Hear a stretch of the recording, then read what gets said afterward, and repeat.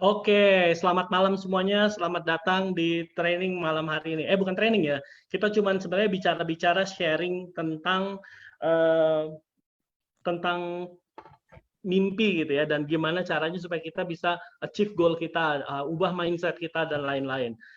Sebentar saya tanya Angga dulu, apakah suara saya sudah kedengaran? Apakah suara saya Jelas, Pak.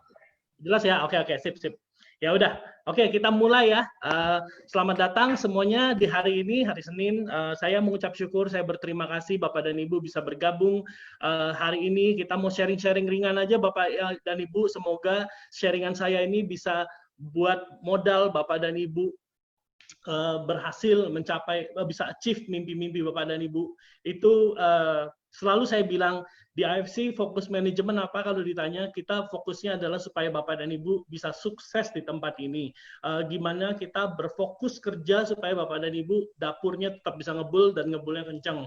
SMS konnichiwa-nya tetap datang setiap hari gitu ya. Itu tugas kita di manajemen. Saya udah bilang staff kita, pokoknya kalian harus bekerja keras supaya member bisa menggantungkan hidupnya di sini. Bapak dan Ibu, AFC adalah wadah yang dibuat khusus untuk Bapak dan Ibu hidupnya bertransformasi, berubah, maupun baik secara finansial maupun kesehatan. Itu aja fokus kami, mimpi kami cuma itu aja Bapak dan Ibu. Kalau soal kekayaan, nambah kekayaan itu, saya kadang-kadang juga suka bingung gitu ya. Aduh, apa sih namanya? Saya bukan tipe orang yang konsumtif, istri saya juga bukan tipe orang yang suka berfoya-foya, bermewah-mewahan gitu. Jadi kita nggak ada niat untuk wah lebih kaya lagi, ganti mobil atau apa yang bermewah-mewahan. Jadi fokus kita dengan uang yang kita dapat selama ini, kita akan invest di produk-produk baru, kita akan invest di sistem, kita akan jadikan AFC menjadi kapal yang tercepat dan terbaik buat Bapak dan Ibu mencapai impian Bapak dan Ibu. Nah, oke, kita akan mulai hari ini. Saya mau bahas ini salah satu favorit saya, Elon Musk ya, dari dulu itu adalah tokoh favorit saya. Kenapa? Elon Musk itu orang yang sangat visioner dan dia orang biasa gitu. Dia mulai dari waktu itu mendirikan cuman kayak payment gateway namanya PayPal gitu ya. Dari PayPal dia kemudian jadi Tesla. Tiba-tiba dia punya mimpi untuk membangun membuat ini apa sih, space shuttle itu pesawat ulang alik gitu. Padahal zaman itu NASA yang menguasai, ada space station Rusia. Semua dimulai dari sebuah mimpi Bapak dan Ibu. Nggak ada orang sukses, orang bisa hebat tanpa sebuah mimpi. Bapak dan Ibu harus garis bawain itu ya. Bapak dan Ibu harus, kalau mau sukses, Bapak dan Ibu harus wajib punya mimpi. Nah, saya mau cerita sedikit tentang Elon Musk. Elon Musk ini bukan orang yang ahli dalam engineering. Dia bukan orang yang dari NASA atau astronot gitu ya. Dia bukan orang yang sepintar itu. Dia cuma orang yang punya visi. Bahkan waktu dia pertama kali mau mulai bisnis, dia mau mulai menerbangkan roket gitu. Dia waktu itu kalau nggak salah dia ketemu, dia bukan siapa-siapa, dia nggak ada jalan, lalu dia menghubungin Space Agency Rusia. Nah, waktu dia ke Rusia itu dia bicara sama seorang jenderal, orang Rusia licik, mau jual roket bekas dengan harga mahal, dan akhirnya dia decide untuk enggak, diketawain sama jenderal gitu. Dia ketawa, katanya, why mommy's boy don't have any money, digituin. Terus waktu dia bilang, ini kita mau adain SpaceX ini ya, pesawat ulang alik yang bisa roketnya kembali lagi ke bumi gitu ya. Itu orang semua bilang tidak mungkin, nggak mungkin kalau SpaceX bisa memimpin space program. Itu hanya delusi itu sesuatu yang mustahil sekali. Nggak ada yang percaya sama mimpi dia. Bahkan tokoh yang paling dia tinggikan gitu ya, Neil Armstrong itu adalah orang pertama kali yang ke bulan. Bahkan Neil Armstrong bilang tidak boleh katanya sampai space program dipegang oleh sebuah perusahaan komersial. Dia itu kayaknya pernyataan yang sangat menyedihkan sekali, karena semua orang nggak ada yang percaya sama mimpinya. Tapi Bapak dan Ibu, kemarin baru terjadi, pesawat ini akhirnya berangkat gitu ya, dipakai oleh Amerika untuk mengirim satelitnya gitu ya, dan mimpinya terjadi gitu Bapak dan Ibu ya. Semua dimulai dari mimpi. Dia bukan orang yang bisa, dia bukan seorang yang hebat, bukan orang yang punya uang, bukan yang kaya, dan tapi semuanya lewat mimpi dulu first step-nya Bapak dan Ibu.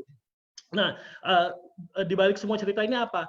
Bapak dan Ibu bisa sukses Yang penting Bapak dan Ibu punya satu modal, yaitu mimpi. Mungkin Bapak dan Ibu bilang, aduh saya nggak bisa, saya bukan orang MLM, saya nggak bisa nawarin produk dan lain-lain. Tapi Bapak dan Ibu punya mimpi dulu, bisa sukses di AFC. Bapak dan Ibu, nanti saya akan ajarkan step-stepnya dari pengalaman hidup saya, gimana caranya seorang Ernest yang dulu, kalau mungkin kalau ada yang dari Bandung tahu, saya dulu benar-benar bukan orang yang sangat punya gitu ya, orang yang nggak punya banget. Papa saya dulu baru bangkrut, benar-benar habis, rumah nggak ada semua, habis hartanya. Terus ya kayaknya tidak ada kemungkinan untuk menjadi seseorang yang bisa sukses gitu, karena tidak ada net worth gitu ya, nggak ada modal gitu ya Bapak dan Ibu ya. Saya waktu itu berpegang kepada mimpi saja, dan sampai saat ini apa yang nggak pernah yang maksudnya semua yang saya imagine-kan semuanya terjadi gitu ya Bapak dan Ibu. Semua adalah modal mimpi. Jadi Bapak dan Ibu harus punya mimpi dulu ya, baru bisa sukses. Nah, the first step ini boleh jadi pegangan, ini bagus sekali. Kata Elon Musk adalah the first step is to establish something is possible, then probably it will occur. Jadi Bapak dan Ibu harus bilang kalau sudah punya mimpi, Bapak dan Ibu harus percaya mimpi ini bisa terjadi di dalam hidup Bapak dan Ibu. Dan kemungkinan itu terjadi sangat besar. Itu sih inti dari kata Elon Musk ini. Ini harus jadi pegangan buat Bapak dan Ibu ya. Bapak dan Ibu harus punya mimpi, tapi mimpinya harus menjangkar jiwa Bapak dan Ibu. Nanti saya cerita apa sih menjangkar jiwa ini ya. Pokoknya mimpi Ibu, Bapak dan Ibu harus benar-benar melekat di hati. Setiap hari nggak ada yang lain Bapak dan Ibu pikirkan selain bagaimana cara achieve mimpi ini. Tanpa mimpi yang menjangkar jiwa, mimpinya kemungkinan kecil tidak akan terjadi dalam hidup Bapak dan Ibu. Jadi Bapak dan Ibu harus punya mimpi yang benar-benar mengikat jiwa. Mengikat jiwa bicara tentang apa sih? Mengikat jiwa itu Bapak dan Ibu setiap hari membayangkan ini pasti akan terjadi, ini pasti akan terjadi gitu. Dan percaya bahwa ini akan terjadi. Itu mimpi yang menjangkar jiwa. Jadi kalau Bapak dan Ibu contoh, oh saya mau mimpi saya mau jadi presiden gitu. Besok mimpi mau jadi astronot gitu ya. Itu kayaknya cuman keinginan gitu ya. Atau oh saya mau jadi pembalap gitu. Mimpi saya dari kecil menjadi pembalap. Tapi besok berubah lagi gitu. Itu bukan menjangkar jiwa dan kemungkinan besar tidak akan terjadi gitu ya. Karena modal suatu mimpi adalah suatu kebutuhan, keinginan yang sangat dalam, yang Bapak dan Ibu harus achieve. Mimpi seperti itu yang Bapak dan Ibu harus miliki gitu ya. Oke. Nah, ini saya mau share dikit. Ini LOP pertama kali kita Bapak dan Ibu. Waktu AFC dimulai, kita hanya bisa mimpi Bapak dan Ibu. Produknya bagus, cuman untuk membawa orang yang percaya itu susah sekali. Bapak dan Ibu kalau lihat foto ini cuman ada 1, 2, 3, 4, 5, ini ada saya 4, 5, 6, 7, 8, 9, 10, 11. Dan keluarga saya ada 4 di sini. Lebih ya, 1, 2, 3, 4, 5. Ada 5 keluarga saya di situ. Sisanya ada Cisyanti, ini ada teman saya, dan cuman segini gitu. Dan saya tetap bicara dalam hati saya, sekalipun melihat seperti ini kan baru mulai, saya tetap percaya ini suatu saat akan booming, pasti kita akan mengimpact begitu banyak live gitu. Saya sudah di waktu ini kita cuma ada berapa orang ini Bapak dan Ibu, dan ini ruangannya kecil sekali kita sewa waktu itu ya. Saya cuma bisa tapi tetap di dalam hati saya lihat banyak orang, saya lihat ribuan orang gitu. Dan ini saya nggak, sebenarnya kalau kita pilih kan kalau gambar itu biasanya ada before ada after gitu ya. Ini yang pertama. Nah tadi afternya saya pikir-pikir tadi mau taruh yang gambar cruise atau apa yang sudah rame gitu ya. Waktu di cruise itu kita 1010 orang ke Singapura naik cruise gitu itu dan kita menang rekor muri gitu Bapak dan Ibu ya. Cuman saya bilang oh belum bukan ini, gambar terakhirnya nanti mungkin 5 tahun lagi apa gitu ya. Yang dahsyat gitu Bapak dan Ibu. Saat ini member kita hampir 200.000, dimulai dari cuman beberapa gelintir orang yang percaya, termasuk ada keluarga saya juga di sini gitu ya. Oke Bapak dan Ibu, jadi apapun kondisi Bapak dan Ibu, ini waktu itu sempat ada leader datang dan leader pun senyum-senyum aja gitu, oh cuman segini ya, kayaknya nggak menarik gitu ya, kayaknya susah loh untuk, jadi kalau kita melihat kenyataan kadang-kadang memang, aduh susah ya, gimana ya, belum ada leader nih, ini semua user atau gimana nih, leadernya cuma Cisyanti doang, dia satu yang percaya sama kita gitu, sisanya adalah teman-teman. Kita kadang-kadang bisa tergoda, terlena untuk udahlah kayaknya susah loh, berat loh, kayaknya nggak mungkin lah sukses. Cuman itu nanti saya ajarin trik-triknya Bapak dan Ibu ya, gimana supaya Bapak dan Ibu bisa memprogram mindset Bapak dan Ibu menuju kesuksesan dan bisa terjadi gitu ya. Nih Bapak dan Ibu pegang ini gambar 2 tahun yang lalu, hanya beberapa orang Bapak dan Ibu ya, dan saat ini kita benar-benar menjadi histori Bapak dan Ibu. Kita membuat bukan kekacauan ya, tapi kita menggemparkan dunia MLM di Indonesia. Kita menggemparkan Jepang Bapak dan Ibu. Kalau Bapak dan Ibu ada yang belum tahu, kita benar-benar menggemparkan Jepang. Karena Jepang itu, waktu saya sudah sempat cerita belum, kita sempat dipanggil oleh Jepang karena AFC itu masuk koran bisnis Jepang. Dalam koran bisnis Jepang ini dibilang gini, penjualan suplemen di dunia ini turun berapa persen gitu, 10% ke berapa persen saya lupa, masuk koran bisnis. Tetapi dia bilang dari Indonesia katanya AFC AMS Life Science Japan ini katanya dari Indonesia salesnya meningkat sampai 49% gitu. Mereka sampai bingung, kaget gimana caranya. Sampai waktu itu AFC Jepang dipanggil sama Asosiasi Trade Jepang, yaitu mereka ada Shiseido atau perusahaan-perusahaan lamanya Jepang. Mereka panggil AFC, disuruh kasih seminar. Caranya ajarin kita gimana caranya bisa breakthrough masuk ke Indonesia, bisa sesukses ini. Lalu kontak kita di Jepang, Obasang dia panggil saya, email saya, dia bilang, Ernest, kamu harus ke Jepang, kamu harus berikan seminar ini karena saya nggak ngerti apa yang kalian lakukan. Terus saya bilang juga, wah nggak bisa juga karena semua ini yang melakukan adalah para leader dan member AFC bersama-sama. Jadi kalau mau kita beri seminar, ini mesti semuanya hadir. Hampir 200.000 orang harus hadir memberikan seminar satu-satu. Gimana cara Anda sukses gitu ya? Kita menggemparkan Jepang saat ini. Terus testimoni yang kita dapatkan Bapak dan Ibu, kan kita selalu dibilang jangan overclaim, jangan klaim di luar paten. Nah, tapi ternyata Bapak dan Ibu sangat banyak sekali orang yang sangat terbantu dengan produk AFC.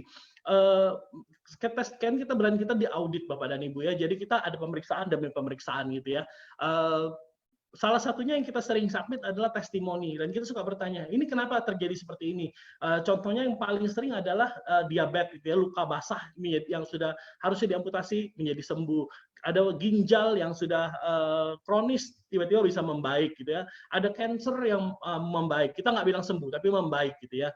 Nah mereka tuh bingung juga itu. Jadi sampai karena selama ini kan memang kiblatnya adalah medicine. Karena begitu menggemparkannya testimoni-testimoni dari Indonesia, ini dalam tanda kutip yang tadi saya bilang, Indonesia menggemparkan Jepang, Bapak dan Ibu ya. Mereka sampai akhirnya komit untuk membuat fasilitas riset senilai 143 miliar rupiah. Dan mereka akan didirikan di kota Shizuoka. Mungkin tahun depan selesai. Nah, dari sini mereka berharap bahwa penelitian akan makanan sehat itu suatu saat akan menggantikan obat. Nah, itu visi mereka, Bapak dan Ibu, dan itu terjadi karena AFC Indonesia begitu menggemparkan dengan produk yang mereka bikin sendiri dan mereka terkagum-kagum gitu. Tapi kalau tidak ada orang Indonesia yang pakai dan kita nggak sampai ke Nusantara gitu Bapak dan Ibu ya, seperti saat ini, ya mungkin mereka juga nggak mau spend segitu banyak. Ini karena testimoni orang Indonesia. Itu kita menggemparkan Jepang dengan dua hal. Belum lagi Indonesia Bapak dan Ibu, yang tadinya standarnya MLM adalah perusahaan maklun, yang saya nggak pernah bilang maklun jelek ya Bapak dan Ibu ya, maklun bagus, tapi kurang inovatif gitu. Begitu kita datang, kita mengguncangkan, kita menjadi orang yang tadinya produk itu aja, sekarang mereka mulai berpikir keras, gimana ada inovasi apa lagi gitu. Tapi kita jadi market leader Bapak dan Ibu ya, orang-orang mulai bertanya-tanya bagaimana kita di asosiasi juga selalu orang bilang salut sama AFC, gimana AFC bisa seperti ini, bisa semaju ini, baru umur 2 tahun sudah bisa sehebat ini gitu. Banyak yang mau belajar. Honestly, saya setiap hari saya cuma bilang, saya cuma mengandalkan Tuhan, saya cuma berdoa gitu ya, supaya saya diberi hikmat untuk bisa memanage perusahaan ini dengan baik. Cuman yang membuat perusahaan ini booming bukan saya, bukan manajemen, tapi Anda gitu ya, Bapak dan Ibu yang bekerja di luar di garis depan kita, yang berperan di depan sana di lapangan, itu yang membuat AFC menjadi histori. Untuk itu saya sebagai CEO mengucapkan banyak terima kasih untuk penolakan yang Bapak dan Ibu hadapin di lapangan gitu ya, untuk perjuangan Bapak dan Ibu di AFC. Itulah makanya kita komit banget supaya Bapak dan Ibu bisa sukses di sini. Kita berantas undercutting hari ini. Kita kerjasamanya kita bukan kerjasama kecil lagi loh Bapak dan Ibu. Kita kerjasamanya sama Krimsus, kita sudah kerjasama sama tim-tim legal. Jadi kalau satu saat kayak tadi kita baru suspend begitu banyak account, nah ini pemain besar di Lazada. Nah kita akan komit Bapak dan Ibu. Secara perusahaan ini sales, kalau ownernya kalau cuma uang Bapak dan Ibu, ini adalah kerugian buat perusahaan. Karena ini sales yang kita buang gitu ya. Orang ini menghasilkan sales yang sangat banyak gitu loh. Nah, tapi karena komitmen perusahaan adalah supaya Bapak dan Ibu bisa tetap berhasil di sini, supaya dapur Bapak dan Ibu tetap ngebul di sini. Dan saya membayangkan Bapak dan Ibu prospek capek-capek pergi ketemu orang setengah jam, harus duduk, harus presentasi, lalu dia tertarik, dia lihat di online, dia beli di online. Saya merasakan itu Bapak dan Ibu. Makanya kita jamin kita kerja keras Bapak dan Ibu. Kita keluarin duit, kita usahain yang terbaik supaya undercutting ini terbongkar gitu Bapak dan Ibu ya. Pelan-pelan pasti kita akan berantas. Kita akan terus berada di belakang kepentingan Bapak dan Ibu membangun bisnis yang sukses di tempat ini ya. Nah, itu komitmen kami. Jadi ingat Bapak dan Ibu, step pertamanya adalah Bapak dan Ibu harus punya mimpi untuk berhasil gitu ya. Nah, saya nggak tahu apa mimpi Bapak dan Ibu. Mimpi itu bisa dimulai dari hal yang kecil dulu sih Bapak dan Ibu. Bisa seperti, oh saya mau achieve ranking samurai, saya mau achieve ranking shogun. Yang mana yang kira-kira Bapak dan Ibu comfortable gitu ya. Contoh, saya mau jadi Bushido, boleh gitu. Cuman dengan waktu yang 3 bulan, kalau diperhitungkan apakah mungkin. Soalnya kalau mimpi Bapak terlalu tinggi dan tidak menggigit gitu ya, Bapak dan Ibu nggak. Jadi fight-nya akan kurang Bapak dan Ibu. Nah, miliki mimpi yang menggigit gitu Bapak dan Ibu, yang merasuki jiwa kalau dibilang ya. Nah, setelah Bapak dan punya mimpi, nah saya selalu bilang ini saya dapat baru tadi. Saya tadi merenung mau ngomong apa ya, saya bingung. Niko nggak ada lagi. Niko habis dari meeting dari kantor, dia lagi dalam perjalanan pulang dari kantor ke rumahnya. Jadi Niko bilang, wah Pak hari ini nggak bisa temenin ya, ditemenin Angga dulu. Ya udah nggak apa-apa. Saya tadi merenung mau ngomong apa sih ini intinya ya. Tapi yang saya dapetin gitu ya, oh bagaimana kalau saya sharing pengalaman saya kepada Anda gitu ya, siapa tahu ini bisa membantu gitu ya. Nah, nomor satu modalnya punya mimpi dulu Bapak dan Ibu. Mimpi itu sangat penting. Mimpi kita adalah, ingat tadi waktu pertama kali kita mulai, ini saya balik lagi dikit, LOP pertama kali waktu kita mulai Bapak dan Ibu, kita cuma ada segelintir orang gitu Bapak dan Ibu ya, tapi di mata spiritual saya bisa lihat ada 1 juta orang gitu Bapak. Ada 1 juta member gitu. Dalam 5 tahun ini ada 1 juta member. Kita pasti sukses. Kita pasti booming. Saya selalu bilang dari awal ke Niko, ke staff, kita pasti booming. Siap-siap kita pasti akan booming. Saya bicara ke banyak orang gitu, sekalipun orang bilang, kok sepi banget Pak, gitu. Iya nggak apa-apa, tapi dalam hati saya percaya pasti akan booming dan selalu saya perkatakan. Jadi nomor satu setelah Bapak Ibu punya mimpi, Bapak dan Ibu mimpi itu seperti menanam benih. Jadi harus ada tindakan pemeliharaan agar benih ini tumbuh menjadi nyata. Nah ini yang saya mau sharing Bapak dan Ibu. Semua pasti sudah punya mimpi, tapi Bapak dan Ibu harus memelihara mimpi ini seperti benih Bapak dan Ibu. Jadi kalau Bapak dan Ibu nggak pelihara, tidak akan terjadi gitu, akan menjadi mimpi siang bolong dan Anda akhirnya menjadi malas bermimpi gitu. Nah, mimpi ini harus ada pemeliharaan. Nah, yang saya mau ajarin adalah Bapak dan Ibu harus cancel and replace. Ini penting sekali Bapak dan Ibu. Step pertama dalam menuju mimpi Anda harus cancel and replace. Cancel and replace apa? Kita dari kecil, kita sudah biasa dididik dengan kata-kata negatif Bapak dan Ibu ya. Begitu banyak perkataan negatif yang dilemparkan ke kita. Contoh yang paling kecil adalah kita waktu lagi kecil kita terima uang. Lalu mama kita atau papa kita pasti bilang, itu uang kotor, cuci sana, cuci dulu, tapi singkirin uangnya, gitu. Singkirin uangnya, cuci tangan, gitu. Jadi secara bawah sadar kita akan terprogram bahwa uang ini begitu datang tiba-tiba hilang, gitu Bapak dan Ibu ya. Itu kecil loh, hal-hal kecil gitu. Ada lagi contoh apa ya kita lagi kecil. Oh saya misalnya contoh Bapak dan Ibu nggak tahu. Bapak dan Ibu dibesarkan seperti apa di keluarga Bapak dan Ibu ya. Misalnya contoh Anda lagi kecil bilang saya mau jadi pilot gitu, mungkin mama dan papa secara nggak sadar bilang, oh mana mungkin kamu jadi pilot, kamu kan kecil gitu, atau mana mungkin kamu bisa begini, kamu kan gini. Contoh lagi, atau nggak saja dari orang tua, dari teman-teman, dari misalnya guru gitu ya, guru kita bilang mau jadi apa, dulu lagi kecil kan selalu ditanya cita-cita kamu apa, zaman dulu cita-cita kalau nggak jadi presiden jadi pilot jadi pramugari gitu ya, zaman dulu zaman saya lagi kecil gitu. Kayaknya nggak ada pilihan lain gitu ya, nggak ada yang mau jadi MLM gitu kan, oh pemain MLM gitu. Nggak ada, kata Buko Budi Darun juga nggak ada yang kayak gitu. Nah waktu kita ngomong contoh saya mau jadi pengusaha sukses, mungkin teman-teman Anda bilang mana mungkin lo jadi pengusaha sukses, lo dari kampung lo, lu dari jangan sok-sokan lo gitu. Jadi kata-kata negatif itu kan selalu dilemparkan dan secara nggak sadar kalau kita iya juga ya, nah itu tuh yang berbahaya Bapak dan Ibu. Nah apapun itu Bapak dan Ibu itu bisa direprogram. Bapak dan Ibu jangan terima kata-kata negatif Bapak dan Ibu. Bapak dan Ibu, begitu ada hari ini saya mau ceritakan gini. Kalau ada kata-kata negatif Bapak dan Ibu harus segera cancel, tolak dan replace dengan perkataan yang positif yang audible Bapak dan Ibu. Nih contoh ya, waktu itu saya ini saya cerita, ini semua yang saya sharing adalah cerita pengalaman hidup saya. Saya sudah mengalaminya. Dulu saya pikir mungkin ini mukjizat, mungkin ini kemurahan Tuhan. Benar, semua adalah kemurahan Tuhan. Cuman sepertinya Tuhan itu bergerak, ada hukumnya Bapak dan Ibu. Ada law of, apa ya, contoh gini, law of gravitation. Bapak dan Ibu jatuhkan sesuatu pasti jatuh ke bawah, nggak mungkin jatuh ke atas. Kecuali Bapak dan Ibu ada di bulan. Itu hukumnya bulan, hukumnya bumi, saat jatuh pasti jatuh ke bawah. Nah kayaknya Tuhan, ini saya sorry ya, akhirnya kayak sepertinya ada hukum-hukum yang diatur oleh alam.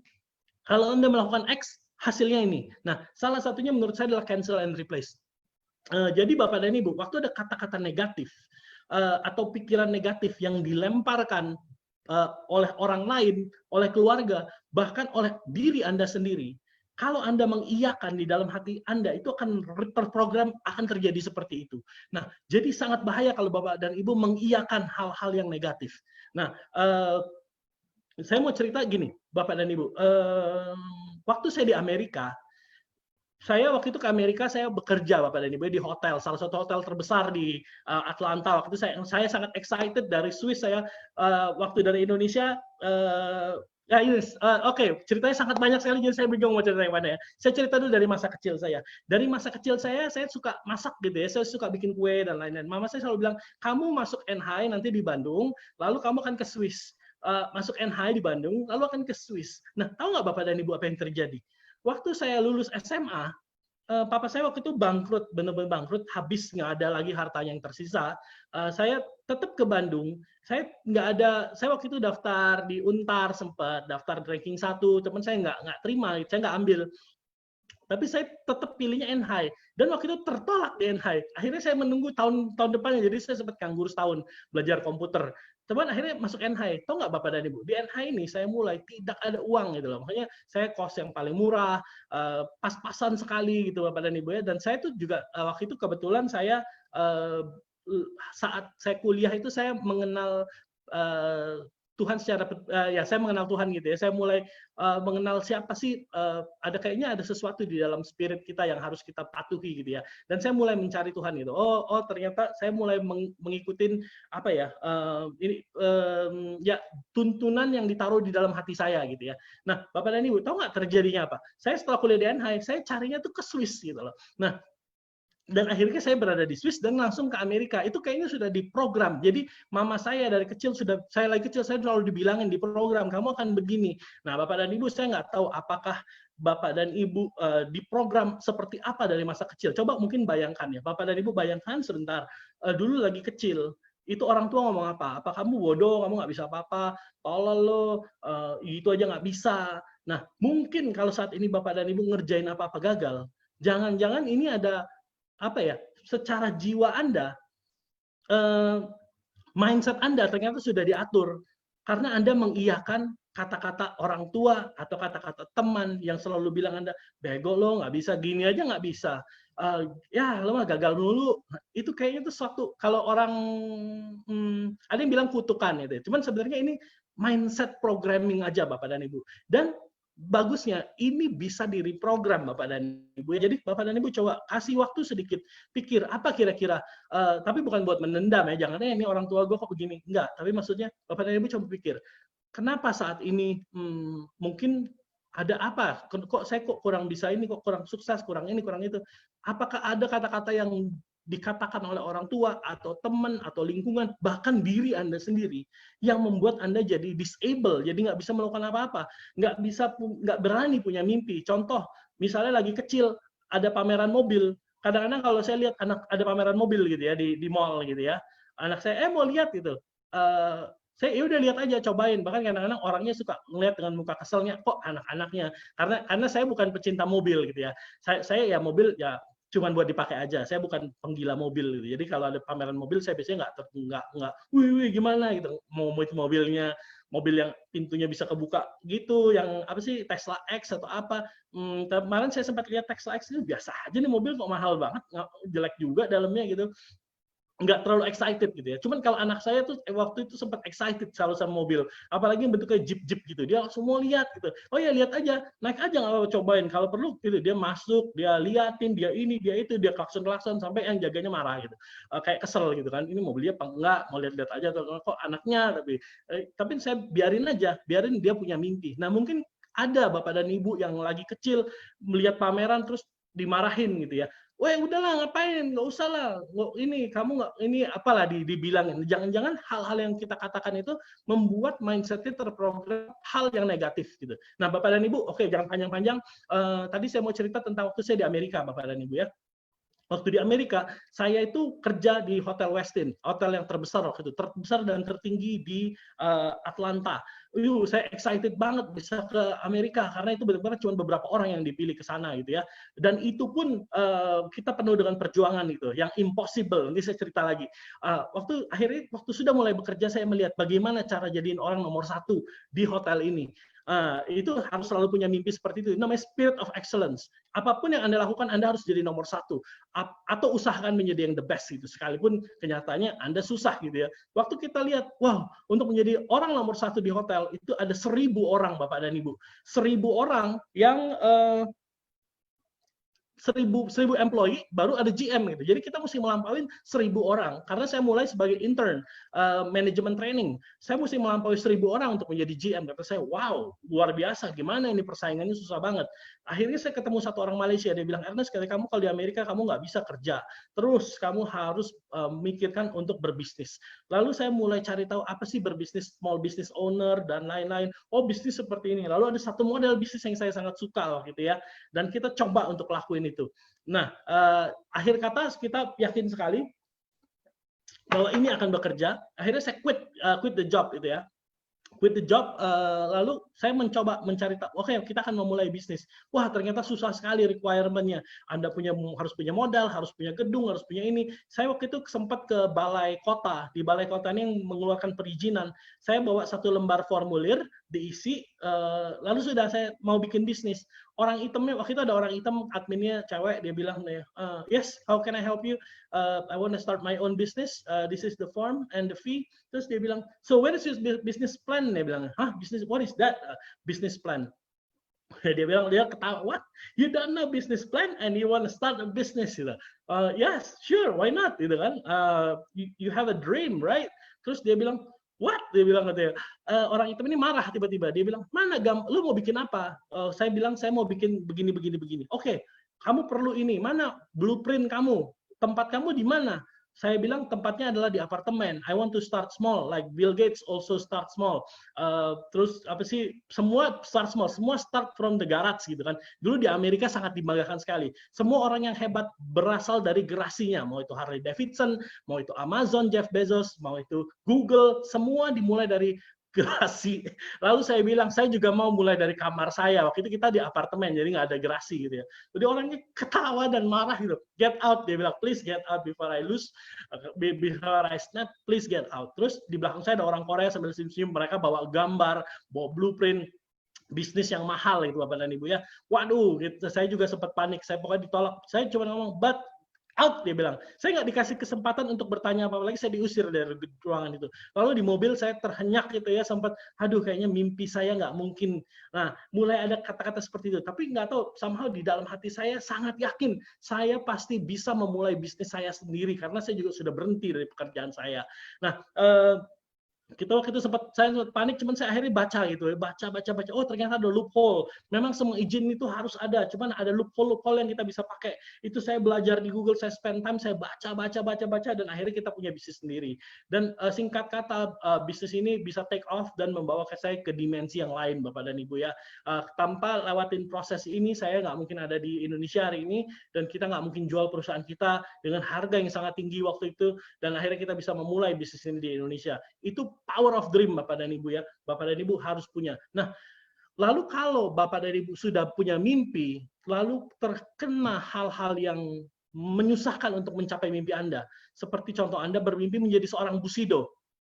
Tapi kenyataannya Anda closing 2 kali, berusaha closing 2 kali, prospek 2 kali, ditolak dua-duanya. Anda prospek ketiga ditolak, keempat ditolak. Akhirnya Anda berhenti.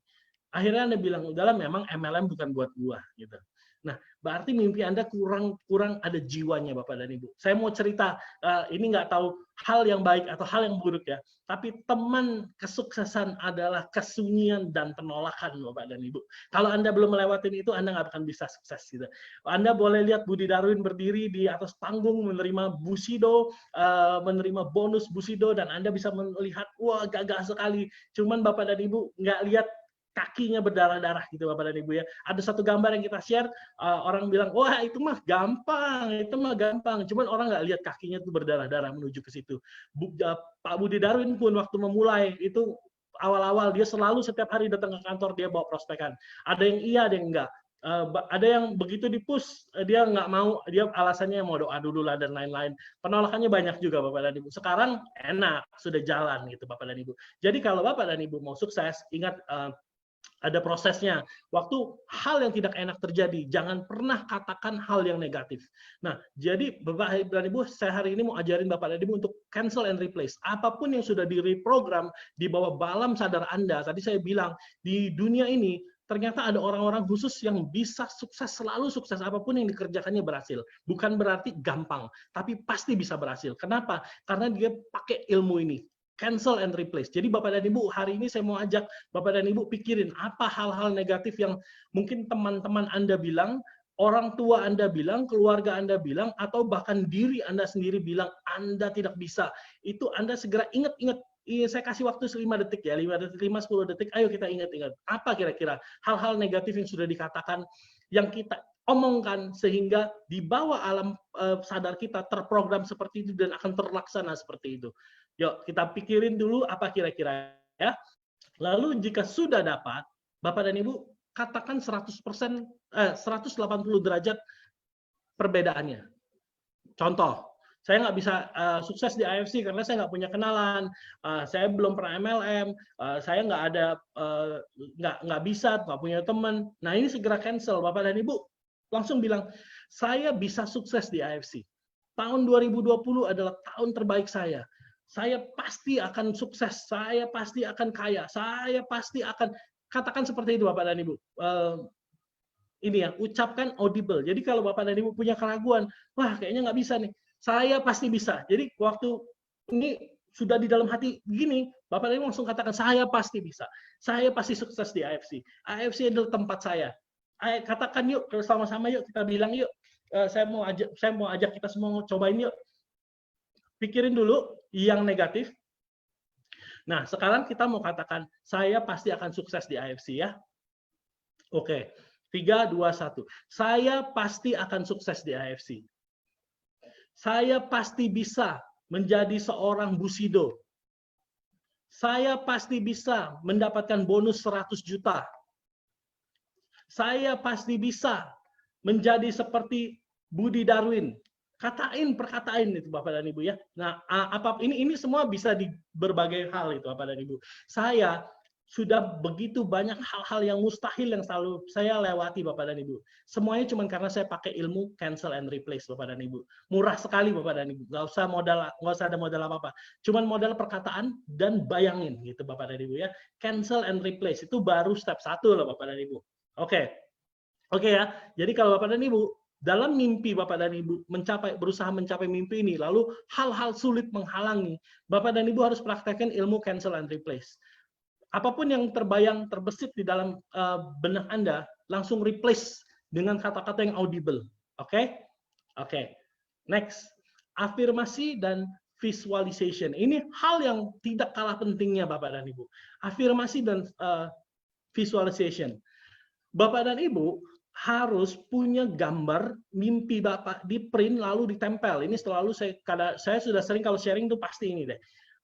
Kalau Bapak dan Ibu belum ada, contoh Anda pengen jadi Busido, Anda print dong Busido bonusnya berapa, tempel di tempat yang Bapak dan Ibu setiap hari lihat.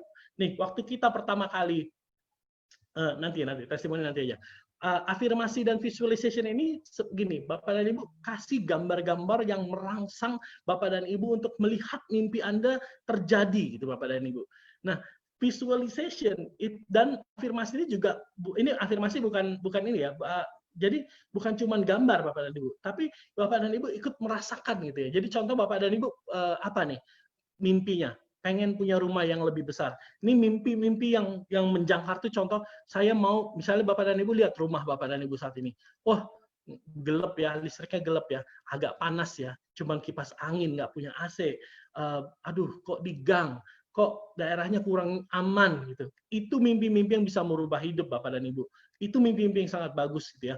Bapak dan Ibu bayangkan, print dulu, beranikan diri untuk bermimpi punya rumah yang bagus Bapak dan Ibu. Kita semua boleh terlahir dari keluarga yang tidak punya. Kita semua boleh terlahir dari keluarga yang miskin Bapak dan Ibu. Tapi dari kita juga harus lahir keluarga yang kaya. Itu tugas Bapak dan Ibu. Dan untuk ke sana Bapak dan Ibu harus berani bermimpi besar Bapak dan Ibu. Mimpi yang menggigit Bapak dan Ibu ya. Oke, apa yang urgent saat ini? Misalnya contoh rumah tadi ya. Oh, rumah saya gelap, rumah saya nggak ada AC-nya, rumah saya di tempat yang kurang baik. Saya mau rumah yang baik. Terus Bapak dan Ibu mulai tempel kira-kira rumah seperti apa, daerah mana yang Bapak dan Ibu mau. Print, cari misalnya di rumah 1, 2, 3, rumah yang Bapak Ibu mau, kalau bisa yang ada interiornya, tempel Bapak dan Ibu. Dan setiap hari kasih waktu untuk visualisasi seperti, saya lagi masak nih di dapur ini. Oh, saya lagi duduk di ruang kerja saya seperti ini. Oh, ini nanti saya parkir begini. Oh, ini rumah saya nanti begini. Nanti anak-anak saya bisa berlari di taman ini. Nah, itu Bapak dan Ibu harus visualisasi dan nikmatin aja. Nikmatin gitu ya. Oh iya ya, nanti anak-anak saya lari di sini.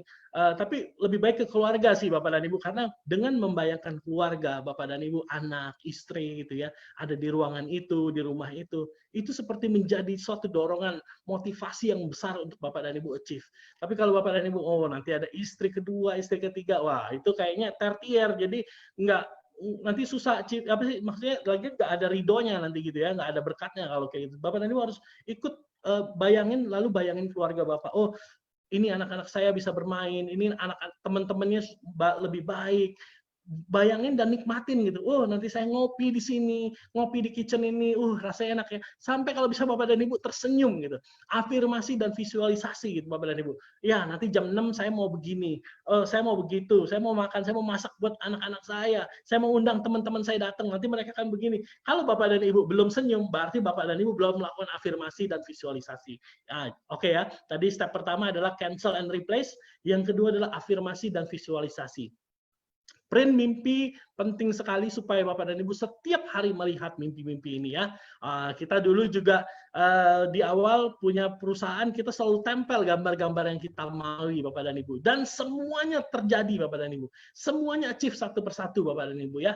Nah, itu penting sekali afirmasi dan visualization. Kalau Bapak dan Ibu belum ada mimpi yang ditempel, takutnya nggak terjadi Bapak dan Ibu. Jadi kalau Anda mau jadi Busido, apa yang lebih hebat lagi adalah Anda jadi Busido, bonusnya buat apa? Mau upgrade rumah, mau beli mobil baru, mau apa, itu yang Bapak dan Ibu harus tempel gitu ya. Tempel banyak-banyak aja nggak apa-apa. Banyak-banyak. Jadi ada 5 atau 6. Jadi ini semua mimpi. Jadi top priority adalah ini. Bapak dan Ibu rasakan. Contoh Bapak dan Ibu, sangat yakin Bapak dan Ibu akan achieve Shogun misalnya. Bapak dan Ibu ada gambar Shogun dan ada gambar bonusnya, lalu Bapak dan Ibu afirmasinya gimana? Bayangin Bapak dan Ibu waktu di Dubai, saya akan berdiri di atas panggung, saya akan terima pin, orang-orang akan melihat saya akan difoto bersama dengan Presiden AFC kalau dia bisa datang nanti, saya akan disambut, saya akan ditepokin orang, saya akan menjadi histori di AFC sendiri, di bagian AFC, nama saya akan terukir di Jepang, nanti di pabrik di Jepang. Oh ya, ini buat yang belum tahu, Shogun ke atas, itu namanya akan terukir di pabrik di Jepang gitu ya. Jadi Bapak dan Ibu bayangkan nama Anda ada di pabrik AFC. Jadi semua orang dari dunia mengunjungi AFC akan melihat nama Bapak dan Ibu gitu ya. Nah itu bayangkan, nikmatin. Wah, saya nanti di Dubai akan begini, saya akan dijemput pakai mobil Land Cruiser Bapak dan Ibu, akan dibawa ke tempat panggung itu, saya akan dipanggil nama saya di antara berapa ribu orang, saya akan maju gitu. Saya akan dikasih pin oleh presiden. Oh, itu dahsyat. Nah, maksudnya Bapak dan Ibu rasakan sampai sampai Bapak dan Ibu bisa tersenyum ya. Nah, itu akan terjadi biasanya Bapak dan Ibu ya. Oke. Ini saya move dikit karena saya nggak bisa baca. Paksakan diri Anda melihat gambar-gambar kemakmuran. Ini yang tadi saya bilang. Pajang foto-foto impian Anda seperti rumah, mobil, dan lain-lain. Pilih gambar yang membuat hati Anda terjangkar atau cinta, gitu, deeply in love with your dream, gitu ya. Tempel itu Bapak dan Ibu. Jangan tempel gambar artis, jangan tempel gambar-gambar bintang film yang nggak ada hubungannya dengan hidup Anda, gitu ya. Oke, rasakan nyamannya mobil baru. Rasakan Anda bersama keluarga menikmati rumah baru itu dan lain-lain ya. Nah, itu Bapak dan Ibu. Saya pindahin lagi karena nggak bisa baca. Kekuatan visual, perasaan yang kuat akan memanggil kekuatan alam untuk mewujudkan semua impian Anda dengan cara yang Anda sendiri tidak tahu dan tidak sangka, gitu Bapak dan Ibu ya. Ini maksudnya kalau secara itu orang bilang tuh apa ya, mukjizat terjadi gitu ya, secara tidak disangka gitu ya. Ada orang yang datang tawarin Anda. Itu semua bukan sebenarnya ada hukum, menurut saya ada hukumnya itu Bapak dan Ibu ya. Hukum reprogramming dan visualisasi tadi. Bapak sudah cancel, lalu reprogram kata-kata sama visualisasi, itu kayaknya akan mewujudkan mimpi Anda secara otomatis gitu Bapak dan Ibu. Oke, nah Bapak dan Ibu harus fokus. Yang keempat adalah fokus. Minimal kalau di dalam itu orang bilang sih meditasi gitu ya. Sediain waktu khusus 1 hari aja untuk tadi ingetin lagi gitu tentang mimpi Anda, tentang menikmatin gitu ya, menikmatin apa yang Anda sudah tempel. Bayangkan Anda sudah mencapainya. Ini nih reprogram ini nggak bisa terjadi hari ini Anda lakukan besok, kenyataannya Anda ditolak, lalu Anda reprogram lagi gitu. Dan ini harus fokus gitu. Makanya sediain 1 hari waktu, nggak usah lama-lama, 2 menit cukup, 2 menit aja. Lihat gambar Anda, nikmatin lagi, itu fokus, dibilang fokus ya. Mengulang lagi gitu ya. Menikmati, oh mimpi saya begini, oh nanti saya begini, itu harus setiap hari Bapak dan Ibu supaya terjadi gitu ya. Jadi Bapak dan Ibu harus fokus, harus sediain waktu minimum 1 hari untuk sengaja memasukkan tadi yang sudah dibilang gambar-gambar, afirmasi dan visualisasi. Anda merasakan menikmatin bahwa oh ini mobil baru, nanti kalau mobil baru saya mau jalan-jalan ke sini, saya mau ajak keluarga saya ke sini, saya mau saya mau apalah Anda rasakan, oh ya nanti begini, nanti saya akan, wah seru deh, sampai Anda tersenyum gitu ya. Kalau bisa setiap hari Anda lakukan ini. Sehingga karena otomatis itu kadang-kadang suka ini ya, suka kesulitan itu membuat kita kadang-kadang wah keluar lagi tuh yang hal-hal yang negatif itu gitu ya. Jadi fokus terus training lakuin lagi ya. Terus yang kelima adalah training. Sebenarnya fokus sama training ini lebih mirip sih. Ini berakting, training itu berakting. Jadi Bapak dan Ibu seakan-akan semuanya sudah terjadi. Itu harus dibayangkan di mindset Bapak dan Ibu ya setiap hari. Dilakukan terus-menerus, pasti akan terjadi Bapak dan Ibu. Jadi tadi fokus dan training ini sebenarnya kayak satu bagian itu, fokus and training. Jadi Bapak dan Ibu siapkan 1 hari 2 menit aja nggak usah, seperti bermeditasi sendirian gitu ya. Lihat foto-foto yang Anda sudah tempel ini tentang mimpi-mimpi Anda. Lalu Anda mulai menikmati, iya rasanya begini. Oh nanti di keluarga kita akan seperti ini. Kita akan naik mobil baru, saya akan ke sini. Sudah dibayangkan. Lalu Anda bertingkah seperti Anda sudah mendapatkannya Bapak dan Ibu. Oh nanti saya mau begini. Jadi Anda sudah bayangkan diri Anda gitu ya. Oh nanti saya di Dubai akan seperti ini. Nanti kalau ke Dubai saya akan pergi ke gedung ini. Seperti Anda bayangkan sudah terjadi. Oh Anda sedang menikmatin sampai Anda tersenyum gitu Bapak dan Ibu. Dan mudah-mudahan semuanya akan terjadi. Saya mau cerita sedikit Bapak dan Ibu tentang pengalaman saya di Amerika dulu. Karena semua yang saya tulis ini, semuanya sudah saya alami Bapak dan Ibu ya. Saya nggak kasih cuma teori Bapak dan Ibu. Dulu waktu di Amerika, kita mulai kita somehow pengen, of course kalau punya kita pengen sesuatu yang lebih lagi gitu ya. Maksudnya waktu kita mulai di Atlanta, kita sudah mulai bisnisnya oke, cuman kita merasa oh Atlanta ini kotanya kurang cukup besar untuk kita bisa berkembang lebih besar gitu ya. Akhirnya kita cari kota apa, bingung gitu. Akhirnya kita decide untuk pindah ke kota Houston. Nah, kota Houston ini Bapak dan Ibu, waktu kita seminggu sebelum kita pindah terjadi badai yang luar biasa. Katrina kalau nggak salah waktu itu, Katrina atau Wilma, pokoknya menghancurkan itu Houston dan kota-kota yang ada di sekitar Houston, kota Texas, dekat kota Texas semuanya rata-rata hancur. Teman-teman saya pada bilang, Ernest kamu jangan pindah lah, ngapain kamu pindah, semua orang udah kabur dari Houston, dan Houston waktu itu mengalami krisis ekonomi yang parah gitu ya. Teman saya banyak yang nasihatin, janganlah, nggak usah, semua orang udah jangan pergi. Cuman kita somehow semuanya sudah terprogram di dalam pikiran kita. Saya sudah bisa lihat apa yang akan terjadi dan akhirnya kita tetap jalanin gitu ya. Nah, waktu dalam perjalanan ke Houston ini Bapak dan Ibu, kita melihat seluruh kotanya yang pesisir bawah itu hancur. Jadi kita lagi jalan, tiba-tiba ada hotel yang sudah hancur, bolong, banyak sekali yang mati, gitu Bapak dan Ibu ya. Ada kapal-kapal di kiri kanan kita, padahal lautnya jauh di sana, kapalnya ada di jalanan gitu, di bawah angin gitu, terbang gitu ya. Kita sempat, aduh, bener nggak ya? Is this the right step gitu? Bahkan kita sempat ketakutan di jalan itu. Waktu itu kita bawa mobil truk gede, karena semuanya di Amerika harus melakukan sendiri, kita pindah sendiri, kita sewa 18-wheeler waktu itu ya. Istri saya ngikutin dari belakang pakai mobil bersama anak-anak saya gitu ya. Kita sempat, aduh gimana ya, kok serem begini ya. Masuk kota Houston lebih serem lagi, kota yang hancur, ngeri deh, pokoknya ngeliat kota itu ngeri, mati lampu, dan orangnya bau-bau gitu, suasananya mencekam gitu ya. Nah, tahu nggak Bapak dan Ibu, apa yang pertama kali kita lakukan? Waktu itu istri saya ajak kita bilang, waktu itu saya belum tahu sih tentang reprogram apa segala macam ini. Saya cuma berdasarkan insting berdoa dan lakukan gitu ya. Waktu itu kita pergi ke kota downtown Houston. Di downtown Houston itu kita bisa melihat semua gedung-gedung gitu ya. Waktu itu bisnis kita adalah berhubungan dengan gedung-gedung besar gitu ya. Itu main klien kita. Nah, kita waktu itu berdiri di situ, kita cuma bilang gini, kita waktu itu melihat kota. Jadi waktu saya berdiri di sini, di depan saya itu saya bisa melihat kota Houston, gedung-gedung tingginya, downtown gitu ya. Kita cuma berdiri di tempat parkir, dan saya angkat tangan sama istri, angkat tangan gitu ya, mengarah ke kota itu. Kita cuma bilang, kami akan sukses di sini. Kami tidak akan sia-sia datang ke kota ini. Kami pasti sukses. Kami pasti akan jadi nomor satu. Semua gedung-gedung ini pasti jadi customer kita, gitu ya. Kita katakan hal-hal yang positif itu. Kita cuma, dan somehow tuh malam hari itu kayak yes, affirmative gitu ya. Afirmasi kan gitu. Sampai hati Anda yes, affirmative gitu. Ini pasti terjadi. Anda ngomong sambil membayangkan itu tadi ya. Sampai seakan-akan sudah terjadi gitu.